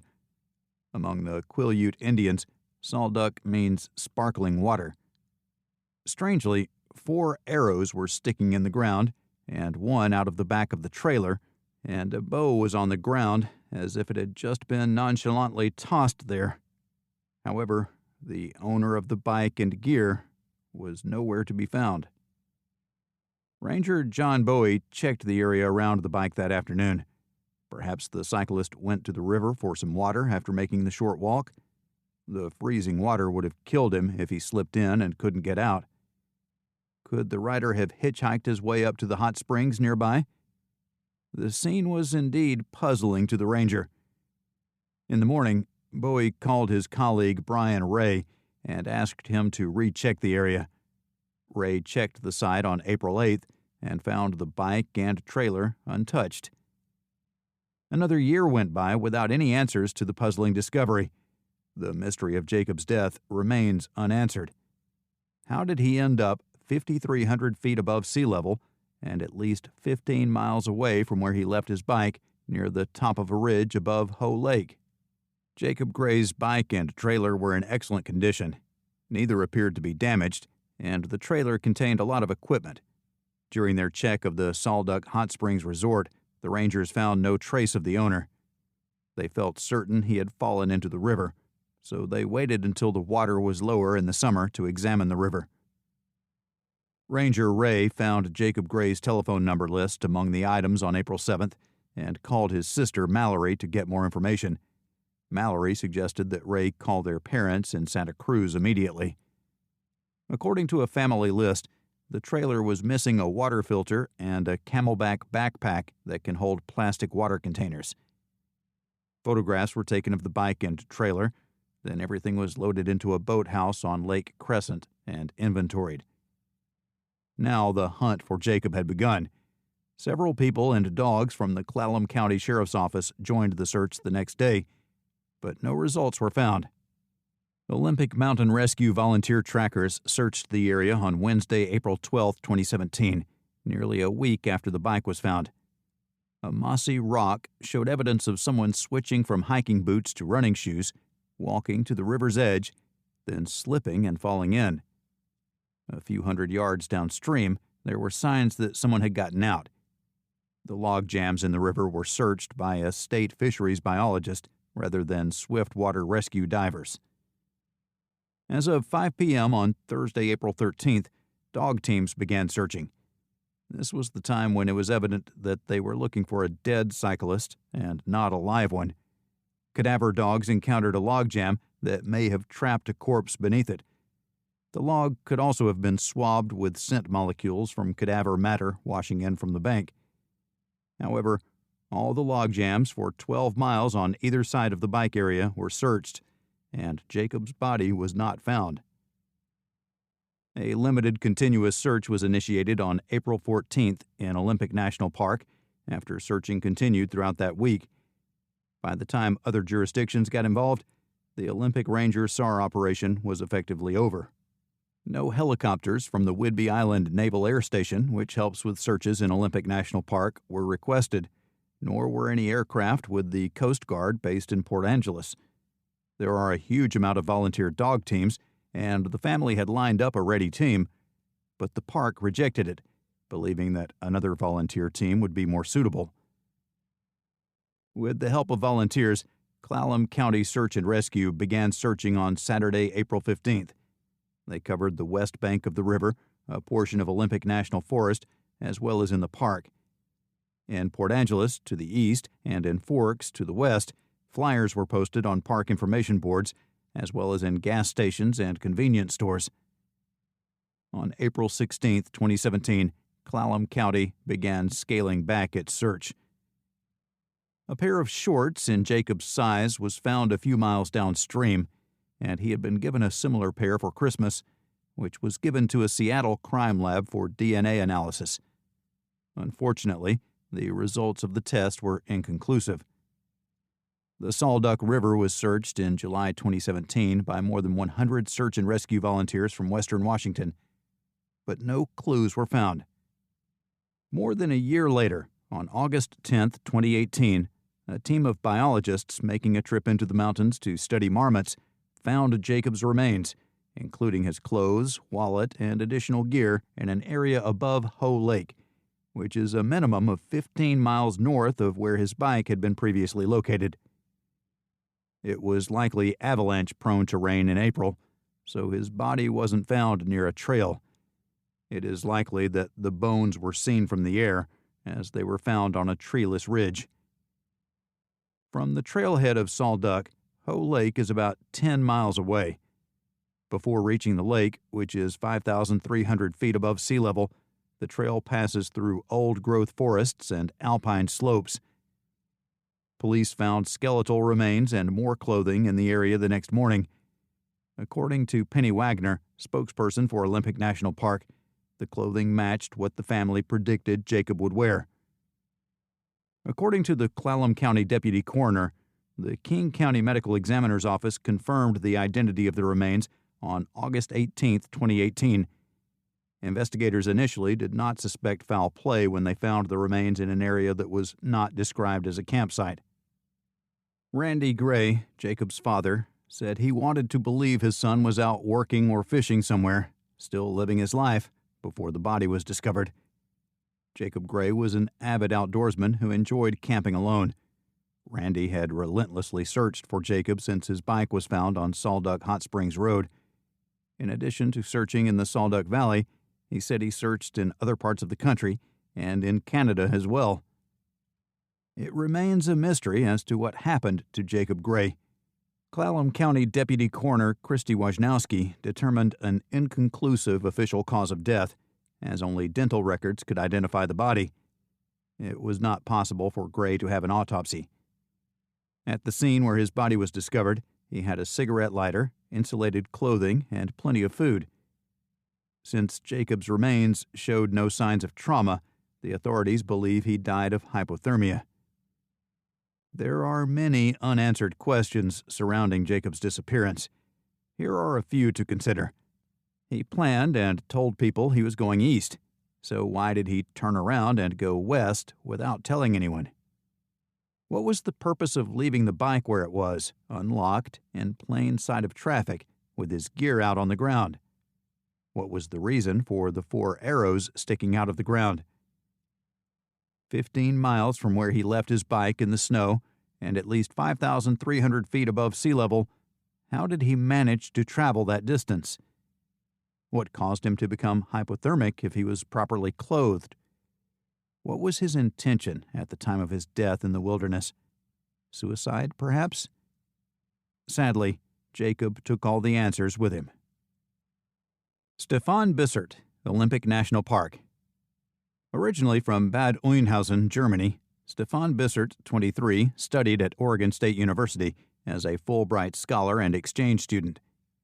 On January 20, 1992, he was hiking with another German exchange student in the Salduck area on the western side of the Olympic National Park. In their plans, they intended to hike 4 miles southwest of Salduck Hot Springs to Deer Lake. Stefan and his hiking partner parted ways for some reason, so Bissert attempted to hike to the Hoh River trailhead 23 miles away. He was reported missing on January 21st by his friend when he didn't arrive. Only wearing jeans, a shirt, and a windbreaker, he was not dressed or equipped to camp in the snow overnight. Only a few pieces of fruit were in the day pack, and he didn't have a hat, gloves, or camping equipment. Stefan would have run into a winter storm that hit the Olympic high country all week if he had indeed taken this route, as is believed. Park rangers, dogs, and helicopters assisted with the search. Olympic mountain rescue members from Kitsap were among the volunteer searchers. They searched for 5 days without success and called off the search after failing to find any clues about the missing hiker. A range of weather conditions were encountered by the search and rescue teams, including rain, sleet, hail, snow, cold, and extreme avalanche danger. No trace of Stefan has ever been found. Brian Lee Johnston, Olympic National Park. Brian Lee Johnston, 71, planned to hike the Ozette Loop Trail in Olympic National Park over 2 or 3 days. This park is on Washington State's Olympic Peninsula in the Pacific Northwest. The Ozette Trail consists of a 9-mile loop trail that leads 3 miles northwest to the Pacific Ocean, then 3 miles south along the beach, then another 3 miles inland. In the early hours of August 22, 2013, Brian got up early to go for a hike along the Ozette and left his sleeping wife a note. Brian was never seen or heard from again. Brian was physically fit, and as a Cub Scout, Boy Scout, and Eagle Scout, he hiked regularly. Along with hiking, he loved taking photographs, going on cruise ships with his wife, and constructing things in his home workshop. Since his white hair was so thick, it was easiest for him to pull it back into a ponytail, and he didn't wear glasses every day, although he was thought to have been wearing them at the time of his disappearance. After earning a bachelor's degree from the University of Washington in 1966, he served in the Air Force until 1970 and then worked for Seattle City Light until his retirement. The description of him as a quiet man, almost a loner, was given by family and close friends. Blue eyes and a height of 5 feet 10 inches characterized his appearance. He was wearing blue jeans and carrying a black day pack when last seen. The rangers in Olympic National Park were notified that Brian was missing by Brian's wife and stepchildren on Wednesday, August 28, 2013. On the Plank Trail, it is impossible to get lost. However, you may have some trouble negotiating a couple of steep headlands if the tides are high. But while on this loop, Brian seems to have somehow become disoriented and then became lost. Over 50 park rangers and teams from Clallam, Grays Harbor, and Pierce counties searched the Ozette area for 3 days without finding Johnston. Rangers found a truck parked at the Ozette trailhead with receipts from Port Angeles businesses dated August 22, 2013, the day he left his home in Ballard. The ground search was called off with no clues. Family members said they think that Brian didn't intend to disappear, but he was often described as someone who was very introspective and kept to himself most of the time. It's unsure as to what he was carrying in the black day pack he was using when he vanished. His sister, Jenny Longfellow, said she believed Brian may have checked out other hiking areas before trying out the Ozette Loop Trail, but then had an accident or became injured. One of his boots was found on the trail in 2017 by a hiker and turned in to authorities, according to a family member. However, nothing else has turned up since, and Brian's remains are yet to be found. Shirley Bauman, Quartz Creek Trail. On Monday, July 20th, 2020, Shirley Bauman, 61, hiked to Lake Blethen from Middle Fork Road in North Bend, Washington, using the Quartz Creek Trail. Her return date was supposed to be Wednesday, July 22nd, but she didn't show back up. Her habit of walking in the wilderness at least once a week led her to be an experienced hiker. With hazel eyes and blonde hair, she was 5 feet 4 inches tall and weighed about 145 pounds. She may have had brown sunglasses and/or reading glasses and a cell phone, not a smartphone, but rather a flip-style model, on the day she disappeared. A foot search is extremely difficult in this area due to its treacherous terrain and many steep cliffs. Search and rescue volunteers searched in the Snoqualmie River Middle Fork area of North Bend for over 3,000 hours, according to King County Sheriff's Office Sergeant Ryan Abbott. Bauman's car was found at an area trailhead, and a friend stated that sniffer dogs picked up her scent near her campsite as well as on the trail. Ground searches were suspended on July 28th, while helicopter searches continued. No sign of Shirley was found, but her hiking equipment was located. As this is a relatively new missing person case, no further information is available as of this writing in October of 2021. The case is ongoing, and it is strange that Shirley's gear has turned up, but no sign of her or any remains. Giovanna Gia Fuda, Scenic Creek. On Saturday, August 1st, 2020, Giovanna Gia Fuda, 18, was found in good health. 9 days had gone by since the woman was last seen in the wilderness in Washington state. According to the King County Sheriff's Office, KCSO, after leaving Maple Valley, Washington, the teenager left her home for a drive east of Skykomish, a town located about a 70-mile drive east of Seattle. Somehow, she wandered beyond Seattle's views of the city and into a remote part of Washington. Gia Fuda was last seen by her mother that morning. She did not return home or check in with her parents by 11:30 p.m., which worried her parents. She was not responding to their calls and texts. KCSO was notified at 1 in the morning, and a missing person report was filed. As Gia walked into a coffee shop near the town of Index at 10 a.m. that early morning, she was captured on a surveillance camera. After purchasing a Bigfoot keychain, she left. 3 days after Gia disappeared, a Washington State Department of Transportation worker found her car nearby. Due to the car's odd placement, the worker noticed it right away. Gia Fuda's license plate number was checked, and the car turned out to belong to her. Gas had run out in the vehicle, authorities discovered. Her belongings and purse were still in the car. Detectives with the KCSO Major Crimes Unit suspected foul play may have been involved in the disappearance. They feared she had possibly been abducted by a stranger. The car was parked where her cell phone had last pinged a tower. Search and rescue teams from all over the state assisted with the search, which began on July 26th, although pings were not able to track anyone in the area due to the cell phone dead zone. Participants included dog teams, mountain rescuers, and law enforcement officers from across the state. Signs were made, flyers were handed out at coffee shops, and they walked hiking trails looking for her. However, no trace of Gia or her belongings was found. Search and rescue teams found some of Gia's possessions near Scenic Creek on August 1st, as hope was beginning to fade that she would be found alive. These included shoes, a Bible, a bag, and her cell phone. She was discovered alive and well moments later.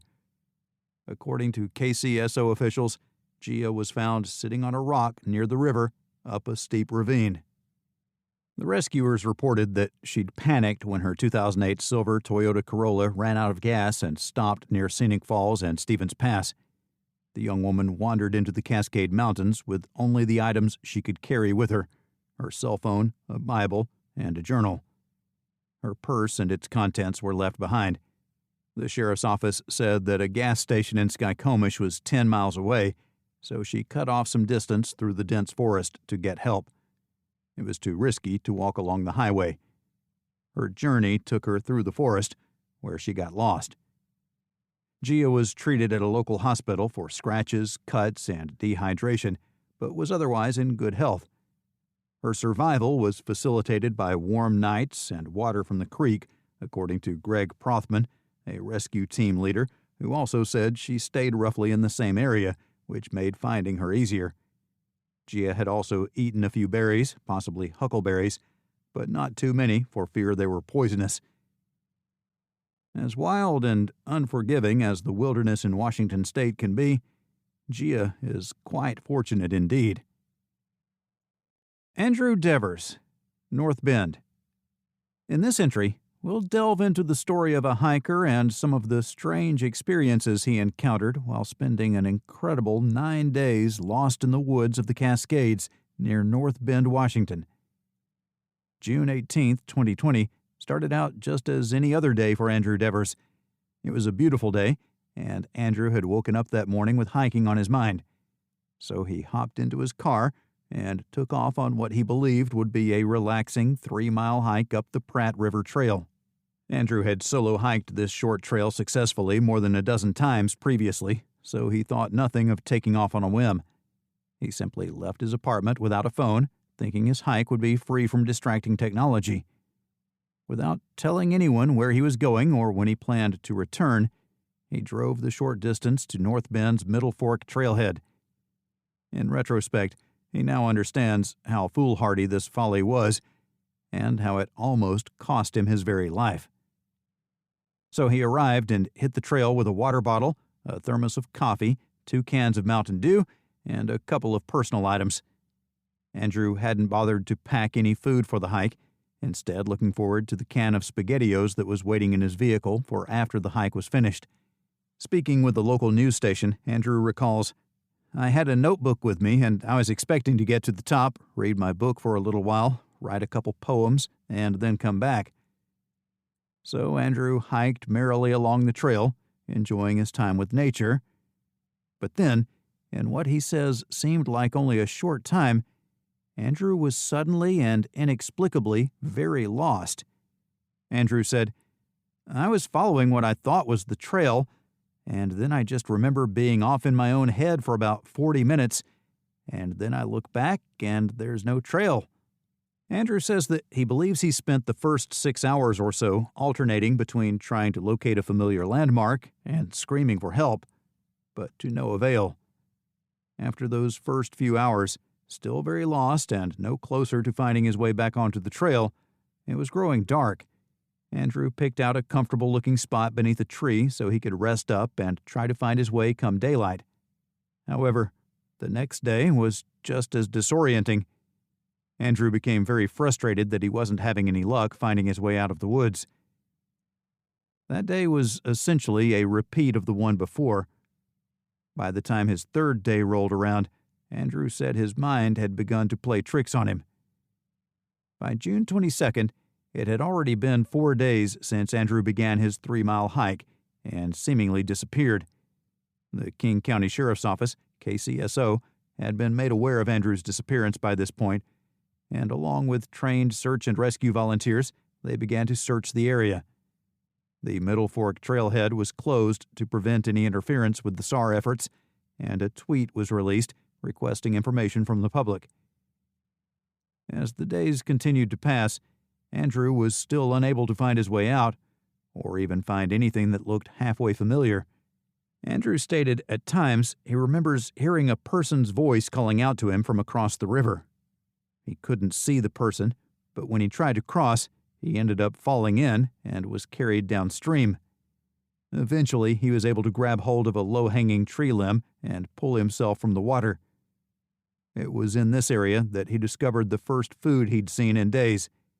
Andrew says, "I swear I heard my girlfriend's voice, and I looked to the right, and there's this, perfect red berry.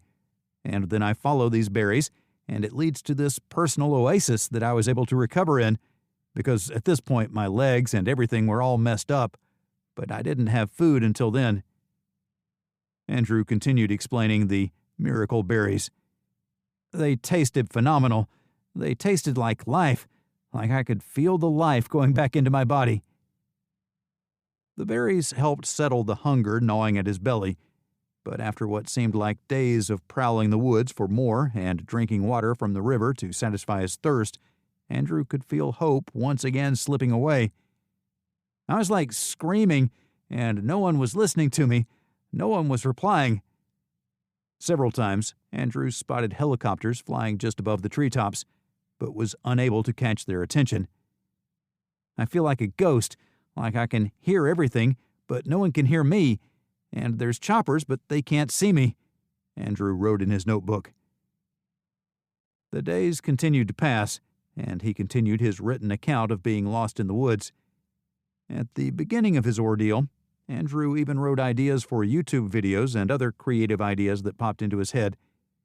When he first spotted the helicopter, he penned a poem for the pilot he could see inside, begging him for help.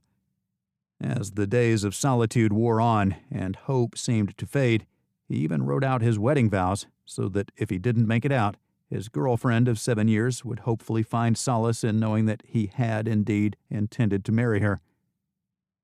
Day 7 and day 8, I was like, "Okay, "I'm actually dying. Be fair to the people you are leaving behind," Andrew said. "I was accepting I was dying," he continued. "I think the saddest part is no one was going to be there." It was on the 9th day that Andrew made a last grasp at survival. He spotted a small stream and planned to follow it as far as he could, hopefully spotting a trail or another hiker. Otherwise, he knew he'd just have to lie down beside it and accept his fate. Surprisingly, the stream idea worked. Andrew said, "I ended up randomly just like crawling over a tree and finding like an acorned path." Although he wasn't aware of it at the time, the acorned path, as he described it, was actually the very same trail he'd gotten lost from 9 days prior. Overjoyed and emotional at finding a trail at long last, Andrew said he collapsed alongside it, too tired to move any further. "I just slept, and I woke up and these two like jacked hiker bros were like, 'What's going on, man?' And it was like everything I wanted. It was like waking up to my own Baywatch scene," Andrew said. Oddly enough, Andrew was found only about 2 miles from the trailhead where he'd started when the hikers discovered him.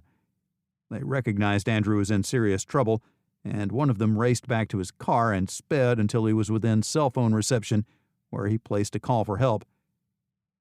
It was hard to believe someone was actually there until the rescue workers were calling my name, and then I was like, "Is that my name? That's my name. It's me. It's Andrew." Andrew says that now it's all a blur, and he can't remember what the SAR volunteers even said to him, but he does remember feeling a sense of relief wash over him, knowing that, as he strangely worded it, a human finally had control over the situation. Crews took Andrew out of the woods to the trailhead.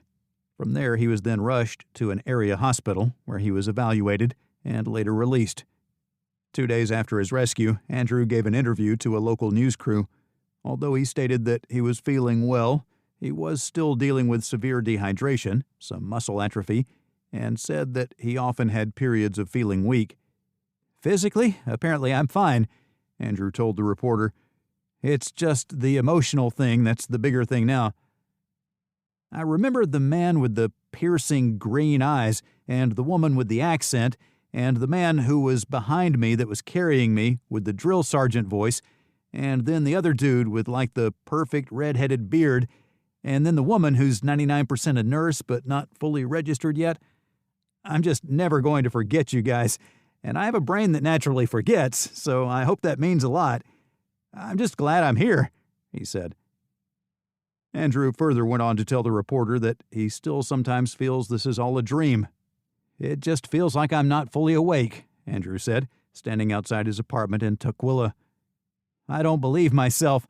Like even now there's a person with a camera and you, like 5 days ago I'm accepting that I'm dead," he said, shaking his head from side to side. Just 2 days ago, he had been lost in the Cascade Mountains and facing death. But now here he was again, with a second chance at life. "I stopped thinking about weeks and months and years, and it only came down to hours," Andrew said. "It was like 9 days of me versus me. There were so many moments when I was like, 'This is it, you're out,' you know? And then it's like your hopes are shattered." When fully recovered, Andrew states he has a desire to become a search and rescue volunteer, so he can pay it forward and come full circle from his ordeal. 4. Haunted Washington. Monte Cristo Ghost Town, Granite Falls, Washington, 98252. WTA.org/go-hiking/Monte-Cristo-143. Looking for an abandoned ghost town to explore on a ghost hike? The old mining town of Monte Cristo can be found in the Cascade Mountains near Seattle. The harsh wilderness of the Cascades never gave this small town a fighting chance. The streets to the town were blocked during the summer months after frequent fires and floods destroyed outbuildings. The town eventually fell into disrepair, and the road has become impassable. However, you can still hike into the town and explore what is left of the ruins. The ghosts of long-gone miners are said to haunt the town. The Whitman Massacre National Historic Site, 328 Whitman Mission Road, Walla Walla, Washington, 99362. nps.gov/WHMI/index.htm. Known for its wineries, world-class food, and beautiful downtown, Walla Walla may not have always been this peaceful. However, in 1847, a massive massacre triggered the Cayuse War, which lasted for 7 years and was marked by numerous battles between both sides. Whitman was visited by several men disguised as doctors on November 29, 1847, armed with hatchets and guns. The Whitmans and a dozen others were killed by 60 Cayuse and Umatilla Indians in the ensuing attack at the mission. 53 people were taken hostage as well. It is said that the site is haunted, and hooves are still heard at various spots throughout the property.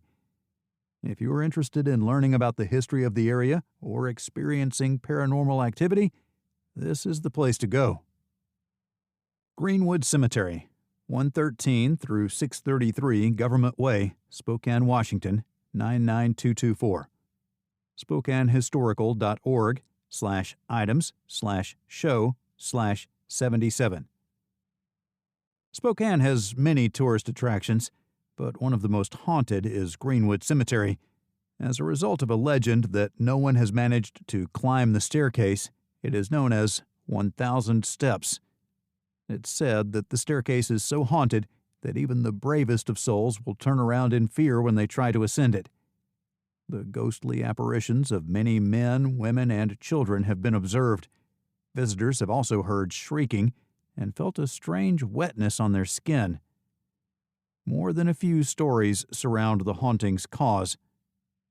The Brick Saloon, 100 West Pennsylvania Avenue, Roslyn, Washington, 98941. 509-649-2643. Kittitas County, Washington, is home to the historic town of Roslyn. Constructed in 1889, the Brick Saloon serves up great food, has been featured in the television series Northern Exposure and the film Runner Stumbles, and is also famous for its hauntings. A little girl and a cowboy have appeared to both Brick employees and customers alike, and the piano in the back room is often heard playing when no one is there. The Campbell House, Northwest Museum of Arts and Culture, 2316 West 1st Avenue, Spokane, Washington, 99201. 509-456-3931. Campbell House was once the home of wealthy mining investors, but now it has been transformed into a museum of mid-20th century domestic life.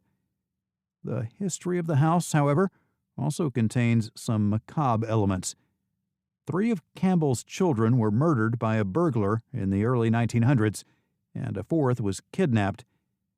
Residents have reported feeling irrational dread as well as cold spots. Perhaps it is one of the children's ghosts walking through the halls? Old Cascade Tunnel, Leavenworth, Washington, 98826.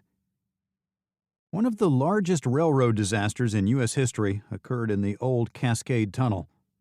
The ruins of the abandoned tunnel can be found along the scenic Iron Goat Trail. The tunnel collapsed in 1910 after an avalanche swept 2 trains off their tracks. 96 people were killed.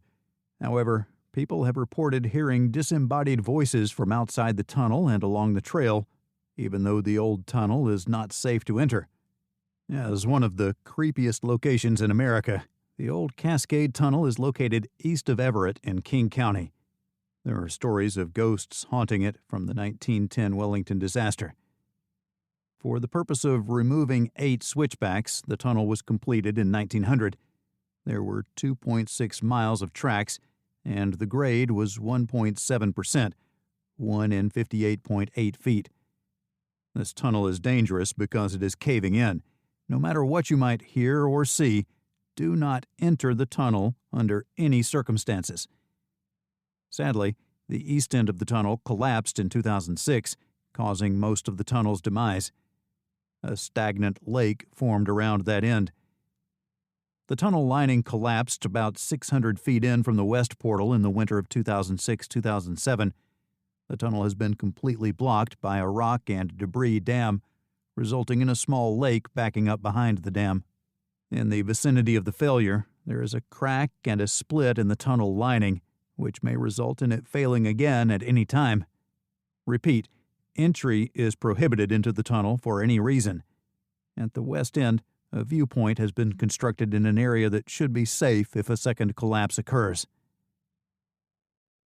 The Yesler Building, 400 Yesler Way, Seattle, Washington, 98104.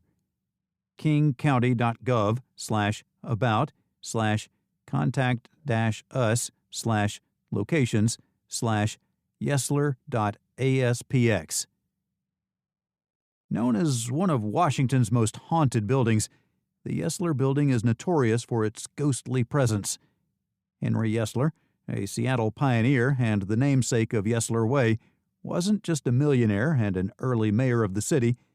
He was also a spiritualist who believed that the living were capable of communicating with the dead. During these seances, Yesler and his wife Sarah were allegedly channeling their late son George, with help from astrologer friend William Henry Cheney. According to legend, the building was designed to allow spirits and other non-earthly beings to reside there. The building once housed the city's jail, as well as an emergency hospital in 1909. It was located on the lowest level of the building, just underneath the bridge, with an entrance off of 4th Avenue. Part 3. Idaho. 5. Mysterious Disappearances. Fern Lovett Baird, Sawtooth National Forest. In the afternoon of Monday, October 19, 2020, at around 1 p.m., Fern Lovett Baird, 62, of Park City, Utah, signed in at the Prairie Creek trailhead north of Ketchum, Idaho. And then she vanished. Fern's disappearance was reported to the authorities on October 22nd. Fern was signed into the trail register at the same time as another hiker group. Was anyone else involved? The authorities have failed to locate them. Perhaps Fern took a trail that was quite different from Prairie Loop's relatively straightforward trail. But why? Despite an exhaustive search of the area, no trace of Fern has been found over a year after she disappeared. The concierge at the hotel where Fern Baird stayed last saw her wearing a gray jacket, black pants, and carrying a black fanny pack, and she was captured on the surveillance system as she left the hotel. Although experienced with hiking, she had no experience with mountaineering or technical hikes. It is likely that she would have stayed on the marked trails, since she was not a risk-taker, but a casual hiker who did not go bushwhacking or take shortcuts. In the Salt Lake Valley and at Utah's mountain resorts, Fern owned Powder Beach Realty, specializing in residential sales and vacation rentals. In addition, she founded Yopa Bags to design and manufacture yoga-related backpacks. After driving 15.5 miles north of Ketchum on Highway 75, you'll find the Prairie Creek trailhead on Baker Creek Road number 162 in the mountains. From the Prairie Creek trailhead, you can access the Prairie Lakes and Minor Lakes trails. In total, the Prairie Lakes Trail measures 5 miles, or 8 kilometers, each way. Through meadows and forests mixed with pine trees, the Prairie Lakes Trail circles a creek. To reach the grassy basin where the lakes lie, there is a steady climb, but it is not difficult. Sawtooth National Forest covers 2,110,408 acres in Idaho and partially in Utah, where this trail is located. On May 29, 1905, President Theodore Roosevelt established the Sawtooth Forest Reserve. Approximately 900 square miles of the forest, including the wilderness areas of Sawtooth, Cecil D. Andrus, White Clouds, and Hemingway Boulders, were designated as Sawtooth National Recreation Area, SNRA, on August 22, 1972. In addition to the Sawtooth Mountains, which traverse a part of the forest, the Sawtooth National Forest has the Albion Mountains, Black Pine Mountains, Boulder Mountains, Pioneer Mountains, Raft River Mountains, Smoky Mountains, Soldier Mountains, and White Cloud Mountains. The Smoky Mountains are located in central Idaho, and Prairie Creek Peak is just one of only a few peaks in the Smoky Mountains that are over 10,000 feet high. Its most attractive feature is its north face, which rises 1,000 feet steeply above Prairie Lakes, forming a perfect pyramid shape. While its east slopes are less impressive, it forms Big Lost Lake's backdrop, while its jagged south ridge provides a bold contrast to Smoky Lakes area. In spite of Prairie Creek Peak's proximity to the rest of the Smoky Mountains, few people make their way to its summit, either because of its rugged appearance or because of the difficult access to the peak. Fern would have had the opportunity to take the wrong trail easily if she had been confused while hiking, something hikers in the area report often. Disorientation could have easily happened to her if she had lost her way or become too cold. Around the same time that Fern signed the trail logbook, a group of hikers from Tulsa signed it as well. On October 19th, the group may have hiked either West Fork Prairie Creek Drainage or Prairie Lake. According to Blaine County Sheriff's Lieutenant Mike Abade, Fern Baird had checked in, and after that, there was a party of 5, and it's not that legible, but what we are kind of making out is the last name is Adkins. After being notified that Fern was missing, Blaine County Sheriff's Search and Rescue members, BCSAR, and BCSO deputies began searching for her Thursday afternoon, October 22, 2020. When she failed to return to check out after asking the front desk about good hiking locations, the hotel notified the sheriff's office that day. Her Subaru Crosstrek 2018 was discovered in Prairie Creek's parking lot. In the Prairie Peak area, north of Ketchum, Idaho, Fern had a number of hiking options from the trailhead. Several National Guard helicopters, 2 drones, 3 K-9 units, as well as numerous searchers on foot, motorcycles, and horses were used to help find Fern. Lieutenant Mike Abade said, "People have gotten turned around and lost out there before. I mean, it's big country Idaho mountains." At elevations ranging from 7,100 feet to 9,200 feet, searchers focused on Prairie Lakes, Minor Lakes, Norton Lakes, and Mill Lake. A fresh blanket of mountain snow covered the ground, and early winter conditions challenged the high-elevation search. There was one last major search made on October 30th, 2020, when Blaine County Sheriff's Search and Rescue, BCSAR, airlifted 7 K-9 teams into the search area from 7,100 to 9,200 feet, along with ground search crews, and the search was officially called off. Sheriff Steve Harkins of Blaine County stated, "This is not the outcome that we were hoping for, but after 10 days of searching, we have exhausted our resources. We will continue to investigate any leads we gather." In the days and weeks that have passed since she went missing, neither her credit cards nor her cell phone have been used, nor has there been any activity online. Susan Seymour Adams, Selway Bitterroot Wilderness. Susan Adams, 42, disappeared on September 30th, 1990, after camping with her husband, Tom, near Battle Lake in the Selway Bitterroot Wilderness in eastern Idaho. In a nearby meadow, she went birdwatching, and even though tracks were found, she was never seen again. In addition to spending time outdoors, Tom and Susan liked to go on trips together. After researching and planning for months, they had paid and arranged for a tour company, Iron Horse Outfitters, to help them explore the wilderness near the Idaho-Montana border. Although Susan wasn't an experienced outdoors person, according to her husband, she was excited about the trip and enjoyed being in the woods. On Saturday, September 22, 1990, they arrived in Idaho Falls and headed to Hamilton, Montana, where Art Griffith, owner of the outfitting business, was waiting for them. On Wednesday, the group rode by horseback into Battle Lake, near the Bitterroot Divide, where they spent 7 hours at the outfitters' camp. During the group's stay at camp, they enjoyed some bird watching, hunting, and other activities. Tom's hunting guide and he set out on an overnight trip on September 29th, 1 week after his arrival in Idaho. In contrast to Tom, Susan remained at base camp since she was not as adventurous. Their hunt began at a ridge above the campsite, where Susan accompanied them with another guide. With the horses, Susan returned to camp with the guide. Tom did not see Susan again after that. In the northwest corner of the United States, in Idaho and Montana, is the Selway Bitterroot Wilderness. It is one of the largest wilderness areas in the United States, covering 1.3 million acres. The Bitterroot mountain range spans Idaho and Montana, and parts of the Bitterroot National Forest, Clearwater National Forest, Lolo National Forest, and Nez Perce National Forest are included. There are rocky alpine parks and coniferous forests in the high elevations surrounding the Bitterroot peaks. Susan told the chef at base camp on Sunday, September 30th, that she was going to go birdwatching in a nearby meadow. Except for the camouflage print clothing she was wearing and her camera and binoculars, she left with no gear.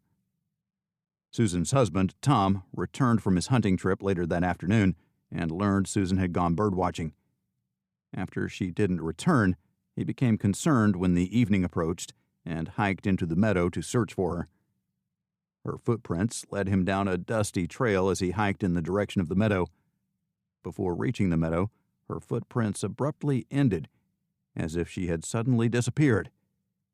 In a police report a month later, he wrote, "I followed the footprints to a place about 20 yards from the meadow, where the tracks stopped." Despite searching all night for Susan, Tom and the tour guides did not find her. One of the guides rode on horseback to town to alert the authorities the next morning. Searches on the ground and in the air were unsuccessful. Tuesday morning, snow and a cold wind hindered the search. The search was suspended until the weather improved. After continuing for 3 days, the search ended for the winter due to inclement weather. Susan's remains were searched for once again in July 1991, using dogs and trackers. Captain Scott Mealer of the Idaho County Sheriff's Department said that it was the largest search he had ever seen in Idaho County. "There was a lot of pressure," he said. The governor of Texas, whom Susan's husband worked for, got involved, requesting helicopters from the National Guard to aid in the search for Susan. The search meant a lot to the governor, who went on a fast for the duration of the search. Mealer said, "He figured if Susan was out there hungry, he would be too." The searchers literally walked at arm's length from each other across acres of wilderness during the second search. A track was found, leading to the conclusion that the person had been injured. There is now a difference in the track and prints, the search report states. The left foot is turned out, like an injury, possible fracture or sprain of the left lower extremity. A psychic described the area to be searched. "I feel as if she is within a 3 to 5 mile distance and in the direction of north to northwest of her campsite," the psychic claimed. According to her, Susan died from head injuries sustained from falling off a rock cliff. "I believe beyond any reasonable doubt that Susan Adams died from injuries or other related causes due to being lost or hurt in the wilderness area near Battle Lake," Sheriff Randy Baldwin wrote in his final report on the investigation. "I also believe that Susan Adams' remains are still in that area, but feel that any future organized search would not be effective in locating her remains." Tom, Susan's husband, was originally considered a suspect, but he and the rest of the party members passed polygraphs. As of yet, Susan's remains have not been located, nor have any other pieces of evidence. Here are some of the popular theories regarding Susan's strange disappearance. Susan became lost or injured and perished. In this wilderness area, it is very likely to become lost or injured. However, a major search of the area was conducted, and despite the fact that she was simply walking to a nearby meadow to watch birds, she was not hiking at all. Susan met with foul play and was either abducted or murdered or both. The last person known to have seen Susan alive was the chef at base camp. Would it explain why no clothing or remains were found in the meadow if he had harmed her? Tom, her husband, is said to have possibly killed her when he found her, still watching birds, in the meadow while looking for her. However, no signs of an attack were discovered. Susan was killed and eaten by a wild animal. It could have been something akin to a mountain lion attack, but searchers found no signs of blood or ripped clothing, nor was there any sign of a struggle. Connie Marie Johnson, Big Fog Mountain. Connie Marie Johnson, 76, worked as a camp cook for Ritchie Outfitters, based in Salmon, Idaho, in the area around Big Fog Mountain, near Big Rock and Grangeville in Idaho, in early October 2018. With no roads in the area, it could only be accessed on foot or by horseback. On October 2, 2018, the hunters left the camp, and this is the last time she has been seen. Sheriff Doug Giddings reported that the hunters were able to radio Connie the next day, but their reception was too weak to understand her. Their return to the campsite on October 5th found Connie and Ace, her dog, gone. She was also a former U.S. Forest Service wilderness ranger at Moose Creek Ranger Station, where she gained a great deal of experience in the outdoors. She was also a member of the Selway Bitterroot Foundation and led tours of the backcountry in that region for young people and other groups. Even if something went wrong, she knew how to survive in the backcountry, according to her friends. Former colleague Chris Adkins says, "It's reconcilable, what everyone is dealing with this, because, like you said, this isn't like some pilgrim's first rodeo. This is a woman who spent literally the last 25 years of her life, most of them on foot in the wilderness, alone, doing her wilderness range work. And if there's anybody that has a skill set that positions them to beat this, it's Connie." Johnson talked about her experiences in the backcountry after relocating from Iowa several years earlier in an oral history she recorded for the Selway Bitterroot Foundation. "I don't remember really being afraid of anything. I'm a spiritual and faithful person, and I kind of gave over my life to, there's God taking care of me. And I know that, but I did learn too, and I don't remember being fearful. There were lightning storms, and there were creek crossings, and there were lots of challenging things physically, but I'm naturally an impatient person, and this taught me, since I was by myself, to be very careful about where you put your feet. Connie, if you get hurt here, there's no way anybody's going to help you. You're on your own.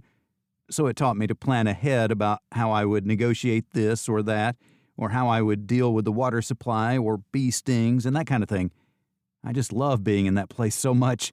It just took care of me, It's a pretty overpowering feeling to look up into those hills, and especially being a flatlander like I was. I still am in awe of the power of those mountains, and the power of the weather and the creeks, and just the sheer hugeness of it, and the fact that we're not in control of anything." With blonde hair and blue eyes, she was 5 feet 7 inches and 140 pounds. The U.S. Air Force, the Idaho National Guard, and the Clearwater County Backcountry Helicopter Rescue Team all deployed aircraft using FLIR heat technology to do a large search on foot and with tracking dogs. The search for Connie was ended on October 16, 2018, after no trace was found. 3 weeks later, the dog, Ace, turned up by himself at the Moose Creek Ranger Station, about half a mile from the camp. After the dog was examined and fed, it was taken out to maybe lead searchers to Connie. Unfortunately, this did not provide any additional clues as to the whereabouts of Connie.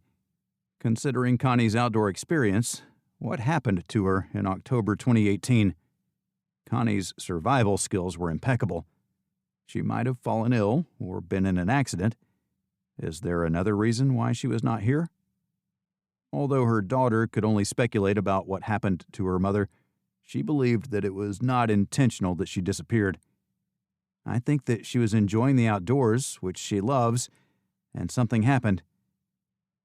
As of this writing in November 2021, no trace of Connie Johnson has been found, and the case remains open and unsolved. Deorr J. Coons, Jr., Leadore, Idaho. Deorr Coons, Jr., 2 years old at the time, from Idaho Falls, disappeared on July 10, 2015. His parents, Jessica Mitchell and Vernal Deorr Coons, Sr., were with him at Timber Creek Campground, 10 miles from Leadore, east of Challis, Idaho. Stone Reservoir was nearby, and a stream ran alongside the site. The camping trip included Deorr's great-grandfather, the grandfather of Jessica, Robert Walton, and Isaac Reinwand, Walton's friend. When Deorr went missing, it was the middle of the afternoon, and the group was on a fishing trip. Mitchell and Vernal's decision to take a camping and fishing trip, according to other family members, came as a surprise and was unexpected. Going into the wilderness would prove to be a fateful decision. Dior Jr.'s parents believed that Robert Walton was watching him at the Timber Creek campground, while the boy's great-grandfather believed he was with Isaac and his parents down by the creek. At the time of his disappearance, Dior was reportedly wearing a camouflage hoodie, blue pants, and oversized cowboy boots. Separate 911 calls, police interviews, and other evidence led to an investigation that raised more questions than it answered. Since then, Dior hasn't been seen, and no charges have been filed. They were named suspects in January 2016 by former Lemhi County Sheriff Lynn Bowerman, but they were not charged or arrested. There was little evidence proving that they were involved in criminal activity. It has been claimed by the parents that they have no idea what happened to their son from the start. When Reinwand and Walton were interviewed by the police, they said they had no idea where the boy was.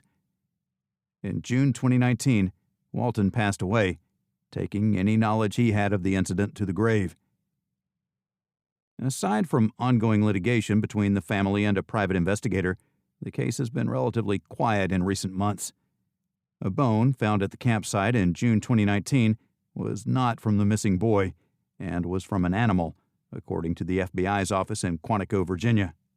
Currently, the case is still active as of the time of this writing, according to Sheriff Steve Penner. In the wake of the 2017 election that saw Lynn Bowerman step down as Lemhi County Sheriff, Steve Penner is now in charge of this case, both as lead investigator and also as county sheriff. The case is considered open and ongoing. While the voluminous details of this case could easily fill an entire book, we may never know exactly what happened to little Dior or who is to blame. Todd William Hofflander, Windy Saddle. Todd William Hofflander, 39, was last seen on Tuesday, September 27, 2010, in the Windy Saddle area of Idaho County, Idaho. A friend and he were hiking in Hell's Canyon to the Snake River when they decided to separate and take different paths. His whereabouts are unknown. He is believed to have perished. It is believed that Todd's remains were discovered in April 2020, almost 10 years after he died. DNA testing confirmed the remains were those of Todd Hofflander in late January 2021. Todd's experience in Hell's Canyon was indeed hellish. In the area between Windy Saddle and McGaffey Cabin, Todd was helping some friends scout mule deer bucks. The group planned to hike for 4 days. The group split up on September 27th, and Todd disappeared. McGaffey Cow Camp is the last location where he was seen. With elevations varying from 8,000 to 1,500 feet above sea level in short distances, the terrain is rough and steep. During his hike, he was accompanied by his dog, Ruby, a black Labrador retriever. Hoffman lived in Lucille, Idaho when he went missing. Hoffman was an experienced hiker who was sufficiently prepared for an overnight experience. A pistol with 5 bullets, unknown caliber, was in his possession. Also in his backpack were a Bic lighter, Lipton red beans and rice, 3 jugs of water, 2 cans of chicken, Chewy bars, and pots, and a bright red sleeping bag that would keep him warm in temperatures as low as 15 degrees Fahrenheit. The weight of his pack is estimated to have been 50 pounds at a minimum. There was no radio or cell phone with him. Ruby the dog wore a red backpack made just for canines. Todd wore a green T-shirt with a white design on the front, blue jeans, a blue baseball cap, size 10 Asolo hiking boots, and a gold wedding band. The backpack he was carrying was camouflage printed. The man had a mustache, a goatee, and scars from previous piercings on his left ear, scars on his groin, on his backbone, and on the side of his head at the temple. He had several tattoos, including a portrait of Jesus with the word "Saves" on his right chest, a bison skull on the left side, cartoon character Wile E. Coyote on his right bicep, an eagle on his left, a small circle between his right thumb and index finger, and the word "King" across his back, and "Thug Life" across his lower abs. In the afternoon of September 28, 2010, when Todd hadn't shown up, his friends called the authorities, who launched a search and rescue operation. A helicopter from Hillcrest Aircraft Company and backcountry medics from Orofino assisted in the search early on. In addition to Bernard Creek, Bills Creek, Lightning Creek, the east and west branches of Sheep Creek, McAfee Basin, and Bear Basin, the aircraft conducted grid searches. Additionally, dog teams from the search and rescue teams of Idaho and Clearwater counties were involved. Heaven's Gate Lookout was the site of an incident command post manned by deputies from Idaho and Clearwater counties. A thorough search turned up no sign of the missing person. Several days after the disappearance, Ruby the dog was found in the woods, dehydrated but otherwise in good shape after a fruitless search for Todd. Approximately 15 miles south of Riggins on Seven Devils Road was where Ruby was located. Hoflander was last seen on the opposite side of the Seven Devil mountain range from where she was found. There was no success in getting her to lead them to Todd. As searchers combed the area near the dog's location, they came up empty-handed. According to Todd's wife, the hunting party split up because the husband's knee was bothering him. They were supposed to meet down at the river, but the husband never showed up. The others believed he could make it on his own, so they left him behind. She further added that her husband may have become confused because of the injury when he started making his way toward the meeting place. A hunter found what appeared to be the remains of a human skull above Bernard Creek on Sunday, April 26, 2020, according to the Idaho County Sheriff's Office and Idaho County Coroner's Office. The hunter found camping equipment and a digital camera as well in the area. Kilgore Adventures took 8 Idaho County Sheriff's Office personnel by jet boat to the mouth of Bernard Creek. They walked about a mile into the area, finding human skeletal remains and a portion of a skull. In addition, hunting gear and a pack belonging to Hoflander was identified by his wife. Photographs from an SD card found inside the pack belonging to Hoflander were recovered by officers. Authorities said that everything found at the scene pointed to Todd's remains. For evaluation and DNA testing, Idaho County Coroner Cody Funk sent the bones to the Ada County Coroner in Boise. According to County Coroner Cody Funk, the human remains that were discovered in the area of the Seven Devils and Bernard Creek in April 2020 have been positively identified as Todd Hoflander. DNA analysis was used by the FBI to identify the remains. So, what are we to believe happened to Todd Hoflander? Did his injury cause him to stumble? When he left the rest of his hunting group, how did he end up so far away from the point he left? Was Todd's disappearance somehow connected to his friends? Despite Ruby being discovered alive, how had she become separated from Todd, or what caused her to leave him? If only Ruby could talk. Terrence Schimmel Woods, Jr., Penman Mine. Terrence Schimmel Woods, 27, a freelance filmmaker, was part of a production crew recording a reality show at Penman Mine in western Idaho on October 5, 2018.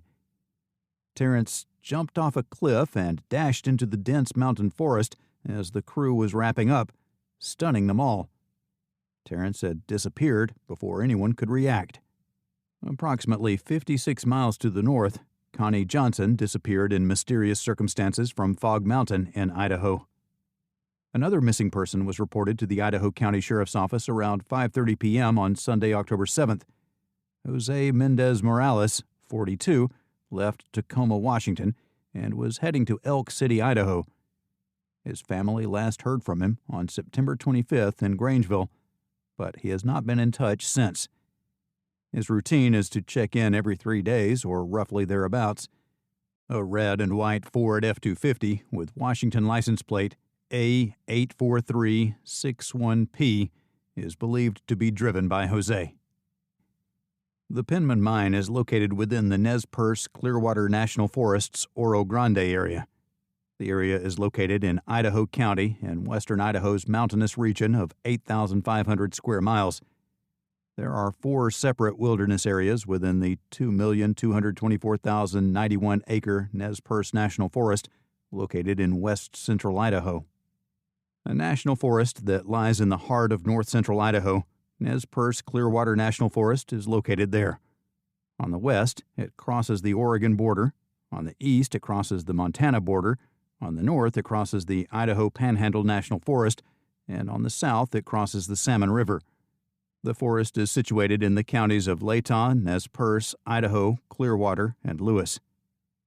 The forest was traditionally home to the Nimipu, who were later named the Nez Perce Indians by Lewis and Clark. When the forests were administratively combined in 2012, the name Nez Perce Clearwater National Forests was chosen to honor the Nez Perce tribe.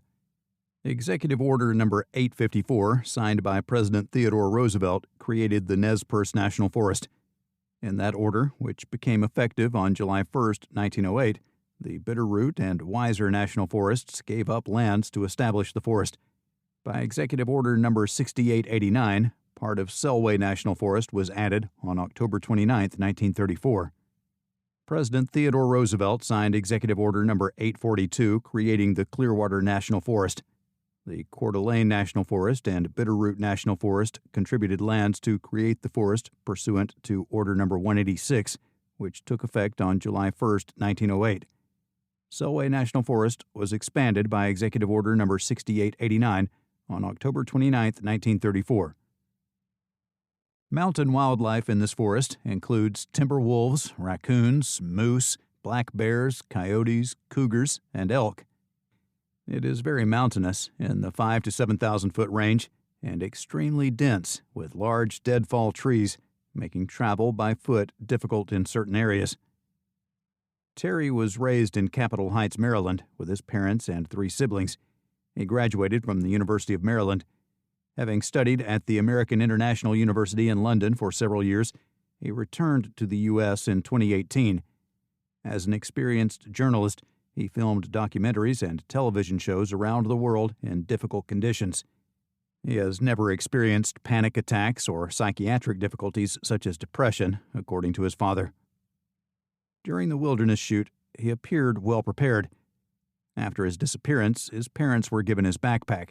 It contained 2 camera bags, batteries, Sharpies, over-the-counter painkillers, cough drops, hand cream, a phone charger, a folding tactical knife, and a stun gun. It is unclear why he would leave all of these things at the site. In addition to Turkey and Alaska, he had been on several rustic wilderness shoots before this, so he has experience in the backcountry and this area of Idaho, but not in the mining area. Text messages sent before he left indicate that he didn't want to take the trip. The comments were not shocking to friends, but they thought they were unusual afterward. He was said to have behaved differently on this shoot than he normally would. After searching for 7 days, the Idaho County Sheriff's Department began to scale back the search on October 11, 2018, when Terrence's body had not been found.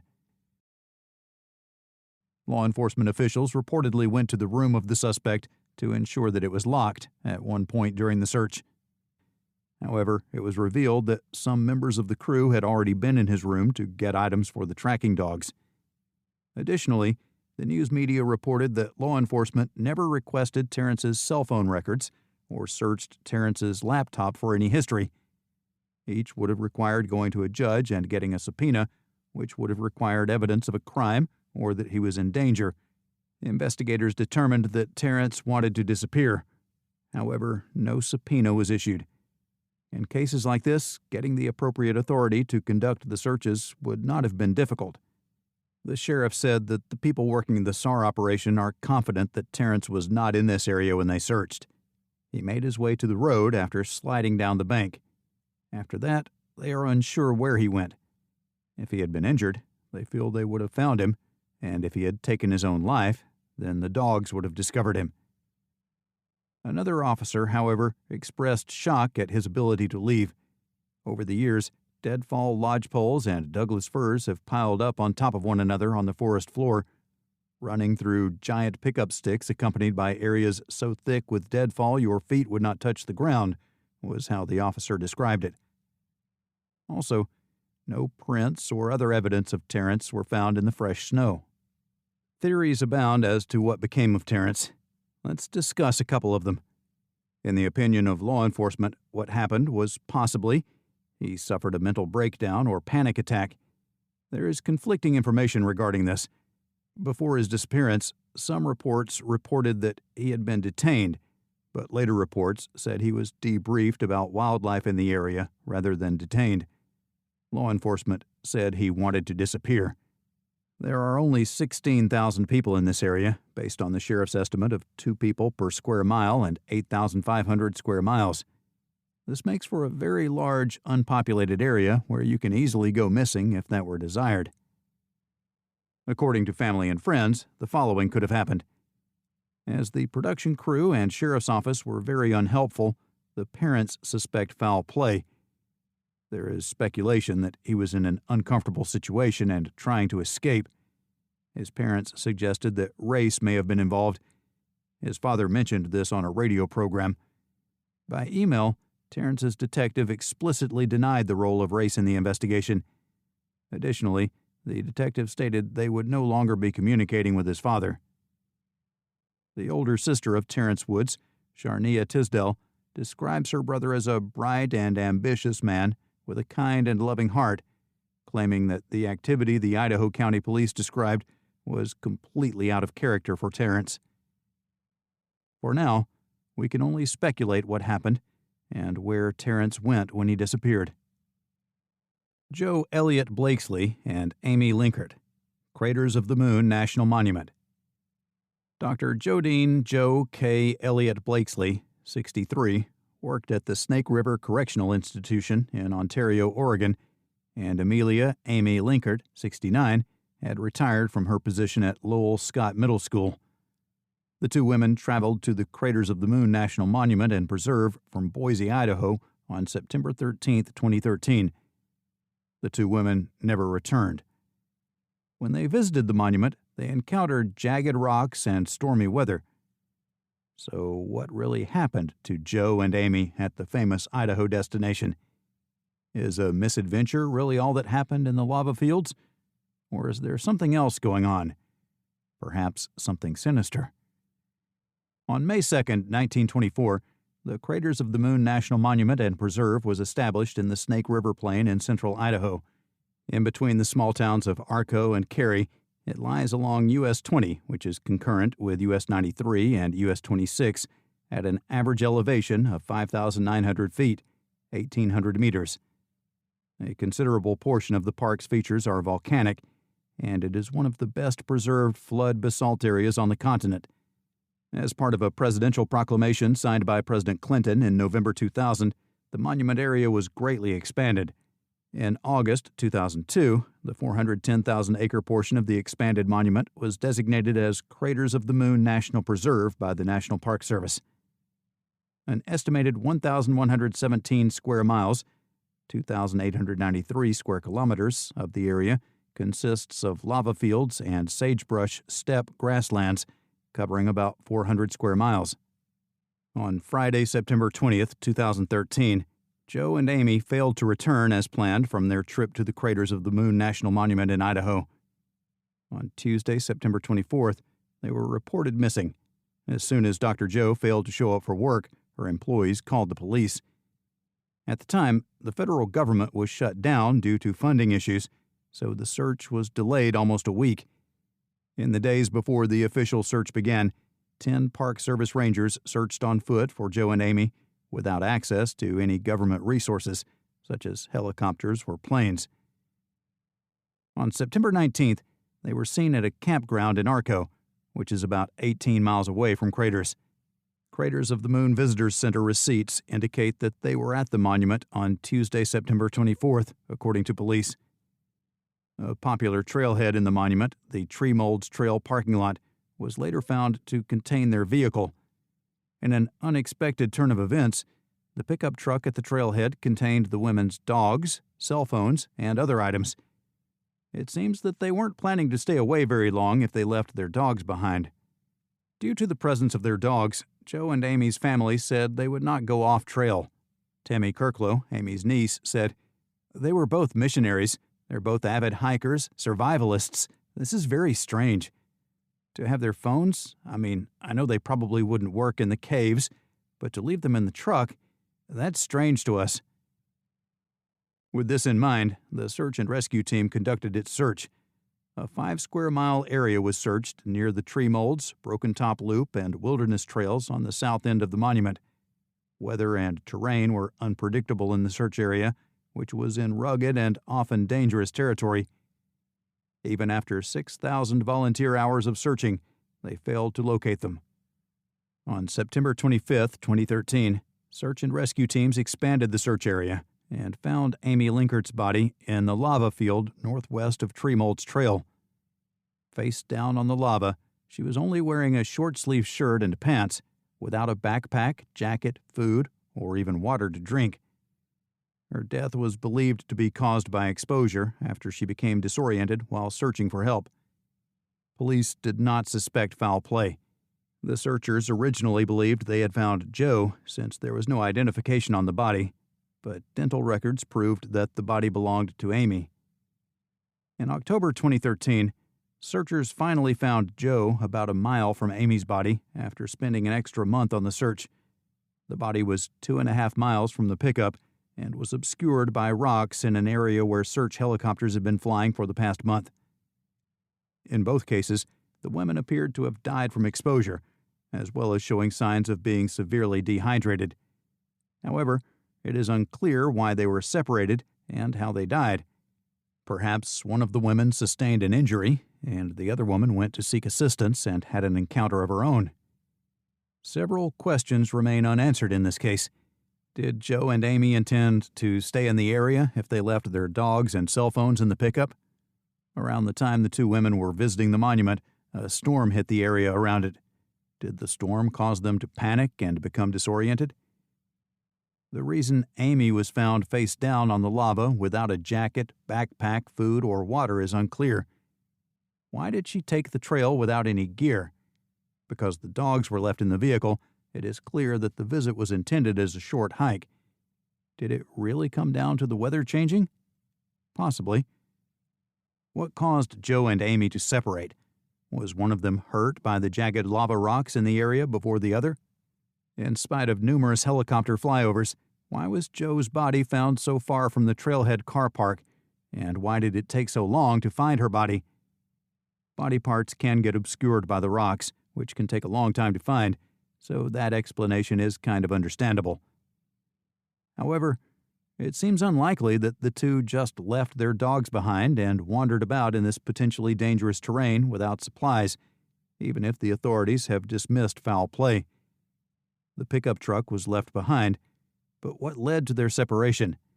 In addition to being keen hikers and survivalists, the family member described them as being both knowledgeable about wilderness areas and not naive or ignorant. The Craters of the Moon National Monument provides a stunning backdrop for the sad end of these women's lives. May they rest in peace. 6. Haunted Idaho. Brig and Campgrounds, Farragut State Park, 13550 ID 54, Athol, Idaho, 83801, 208-683-2425. parksandrecreation.idaho.gov/parks/Farragut. In this small museum, which was formerly a jail for misbehaving recruits, a few of the cells have been preserved. By nightfall, the compound is filled with distant yells and cell clinking. Strange orbs and faces seen peering through bars have been reported. In a local legend, a German prisoner was captured and killed on the lower floor, and his body was left to decompose in unrest for all time. Among the array of sculptures within the museum area, one stands out in particular. A sailor bust embellished with the memories of former recruits. Visitors report seeing this stone face moving and shifting as though it were trying to remove itself. On the beach, random sightings of men wearing uniforms have been reported. There is no way to know who or what haunts the campsites and the park. Could it be the ghosts of former sailors? Perhaps revengeful prisoners? Or perhaps something else? There is no denying the historical significance of Farragut, or that nightfall is not the best time to explore the woods. Almost everyone who stays overnight at Farragut and heads to Silverwood the next morning doesn't realize that they are sleeping in an active paranormal campsite until something strange happens. Bear River Massacre, U.S. Highway 91, Preston, Idaho. January 1863 marked the beginning of everything. From Fort Douglas in Salt Lake City, Utah, Colonel Connor led a group of California volunteers to the present-day Preston, Idaho area. They were looking for Shoshone tribal members. The members of this tribe were accused of attacking settlers. Colonel Connor, accompanied by his men, attacked the winter camp of Chief Bear Hunter at Battle Creek early on the morning of January 29, 1863. Around 400 men, women, and children from the tribe were savagely killed. There are harrowing stories of Native Americans hiding from the soldiers, jumping into freezing rivers in order to escape, and tales almost too horrible to imagine. A monument stands where you can pay tribute to those who died during this terrible event, and there are several markers telling the story. A prayer tree can also be found here. Various items have been tied to this tree to remember those who passed away many years ago. Yankee Fork State Park, 24424 State Highway 75, Challis, Idaho, 83226. parksandrecreation.idaho.gov/parks/land-yankee-fork/. Here's the story of the Bulgarian monk of Yankee Fork, who has been reported as being a spirit or ghost and haunting the vicinity. The area was home to a Bulgarian monk from about the 1870s to the 1890s, which is when he was reported to have drowned. There are stories that he traveled and gave lectures. There are stories that he was seen playing with children 25 miles away on the day he drowned. Witnesses have reported seeing the black-robed figure wandering along the riverbanks at night with a lantern ever since. Rose Hill Cemetery, 2355 Rolandat Street, Idaho Falls, Idaho, 83402.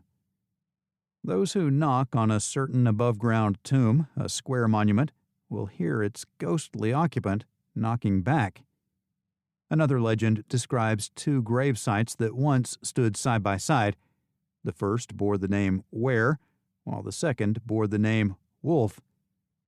Due to the tales of werewolves that followed, the graves in question have been moved within the cemetery. Massacre Rocks State Park, 3592 West Park Street, American Falls, Idaho, 83211. parksandrecreation.idaho.gov/parks/massacre-rocks/. Water babies have a reputation for kidnapping children and devouring them in cold blood, one of the most feared supernatural stories of all time. These creatures are believed to dwell in Massacre Rocks State Park and Fort Hall Bottoms, which are now off-limits. An account tells of a famine that afflicted Native Americans along the Snake River. In what they thought was a mass mercy killing, they drowned their children collectively to spare their children from starvation. Others claim that white pioneers committed the act while traveling across the hot, barren landscape of Idaho. Plaza Bridge, North Plaza Road, Emmett, Idaho. In the southern part of Idaho, Emmett is a charming little rural town. The population is around 6,500, and life here is easy. Although the town is known for its agriculture, it is also considered a paranormal hotspot, and even has a haunted bridge. Known as the Plaza Bridge, it is located along North Plaza Road. It is not uncommon to see kids of all ages jumping off the bridge into the river below during the summer. Cool off at this place when it's hot, but don't stick around if it gets dark. There is a great deal of mystery surrounding this creepy legend. Paranormal events, however, attest to this legend's authenticity. Many weird occurrences have been described by witnesses, but one of the most common is an apparition of a woman seemingly searching for her child. While the woman searches, the wailing of a baby can sometimes be heard. Several years ago, paranormal investigators in the town conducted a ghost hunt. The apparition of 3 child spirits that floated in front of their car was accompanied by a mysterious white mist.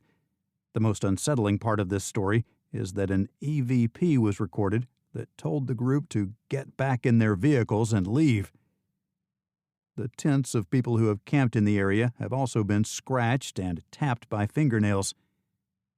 This bridge seems haunted by something that hasn't yet proven to be harmful. Nevertheless, its presence is unsettling. Lava Hot Springs Inn and Spa, 1 Center Street, Lava Hot Springs, Idaho, 83246, 208-776-5830. lavaspringsinn.com. In the quiet town of Lava Hot Springs, this inn has quite a history, and its reputation has brought a lot of attention. A television show about ghost hunting even featured the hotel. In this haunted hotel, there's no doubt that there is something strange going on. In today's world, the inn looks much like an old hospital or sanatorium. After all, it was a hospital and a sanatorium for a long time. During the 1980s, the building was transformed into a hotel after serving as a hospital for decades. Built in the late 1930s, the hospital served as a rehab center for injured soldiers during World War II. After the war, it served as a home for elderly patients in the county. It is still inhabited by a lot of these patients, or at least their spirits. It is said that room 13 is the most haunted room in the hotel, so you might want to challenge yourself to spend the night there if you are into paranormal experiences. When guests stay in the room, they often see an apparition of a woman named Martha. Usually, Martha's presence in the room wakes people up. Her trademark question is, "What are you doing here?" She appears to wear a hospital gown and can sometimes be observed peering out the window or doing what appears to be sewing or knitting. The second-floor sitting room in the hotel was once the operating room of the hospital, which may be interesting or just plain spooky. Room 13 was the anesthesia area used to prepare patients for surgery. Aside from room 13, the building has many haunted rooms. It is known that the ghost of an old World War II soldier can be seen in room 7, and the ghost of an old angry lady can be seen in room 10. The hospital turned out to be home to many of its patients for life and the afterlife as well. Guests at the hotel report hearing disembodied voices, phantom footsteps in empty corridors, water faucets that turn off and on by themselves, and other strange phenomena. Hotel staff members have assured guests, however, that there has been no malicious activity reported by guests. Spirit Lake, Kootenai County, Idaho. SpiritLakeID.gov. Despite Idaho's reputation as a haunted state, the state's most haunted places are much less well known than our neighbors. But if you know how to find them, you can find them. There are many eerie stories that are told around these hotbeds of paranormal activity, passed down from generation to generation, and they are often attributed to Native Americans. This foggy, densely forested lake is surrounded by densely forested mountains, which is why it's considered one of Idaho's spookiest places. Spirit Lake is one of only 2 lakes in the world with an entirely sealed bottom, meaning phantom spirits and earthly souls are said to wander its shores. As legend has it, once the lake was called Clearwater, but the Kootenai Indians who once lived on its shores suffered a tragedy that resulted in its new name, Tissimini, meaning Lake of Spirits. The legend of Hyapam, the daughter of a Kootenai chief, follows her love affair with Hashtil Amehum, Shining Eagle, a fearless young Kootenai warrior. However, Hyapam's father consented to a peace marriage with a chieftain of a rival tribe in order to avoid war. Nevertheless, the 2 young lovers vowed to be together forever. As they bound themselves, they dove into the lake. It is said that on moonlit nights, when the wind is still, you can see their ghostly silhouettes as they drift along in a phantom canoe in the middle of the lake. A low, mournful, and haunting sound drifts through the mist that hangs over the water every spring. Many think the voices are actually the cries of the Native American lovers trying to escape the Lake of the Spirits. However, it never happens.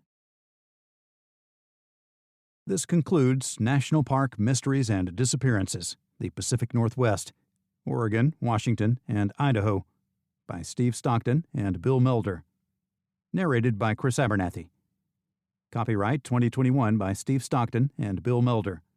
This unabridged audiobook is published by arrangement with Beyond the Fray Publishing and was produced in the year 2022 by Tantor Media, Incorporated, a division of Recorded Books, which holds the copyright thereto. Please visit Tantor.com for more information on our growing library of unabridged audiobooks.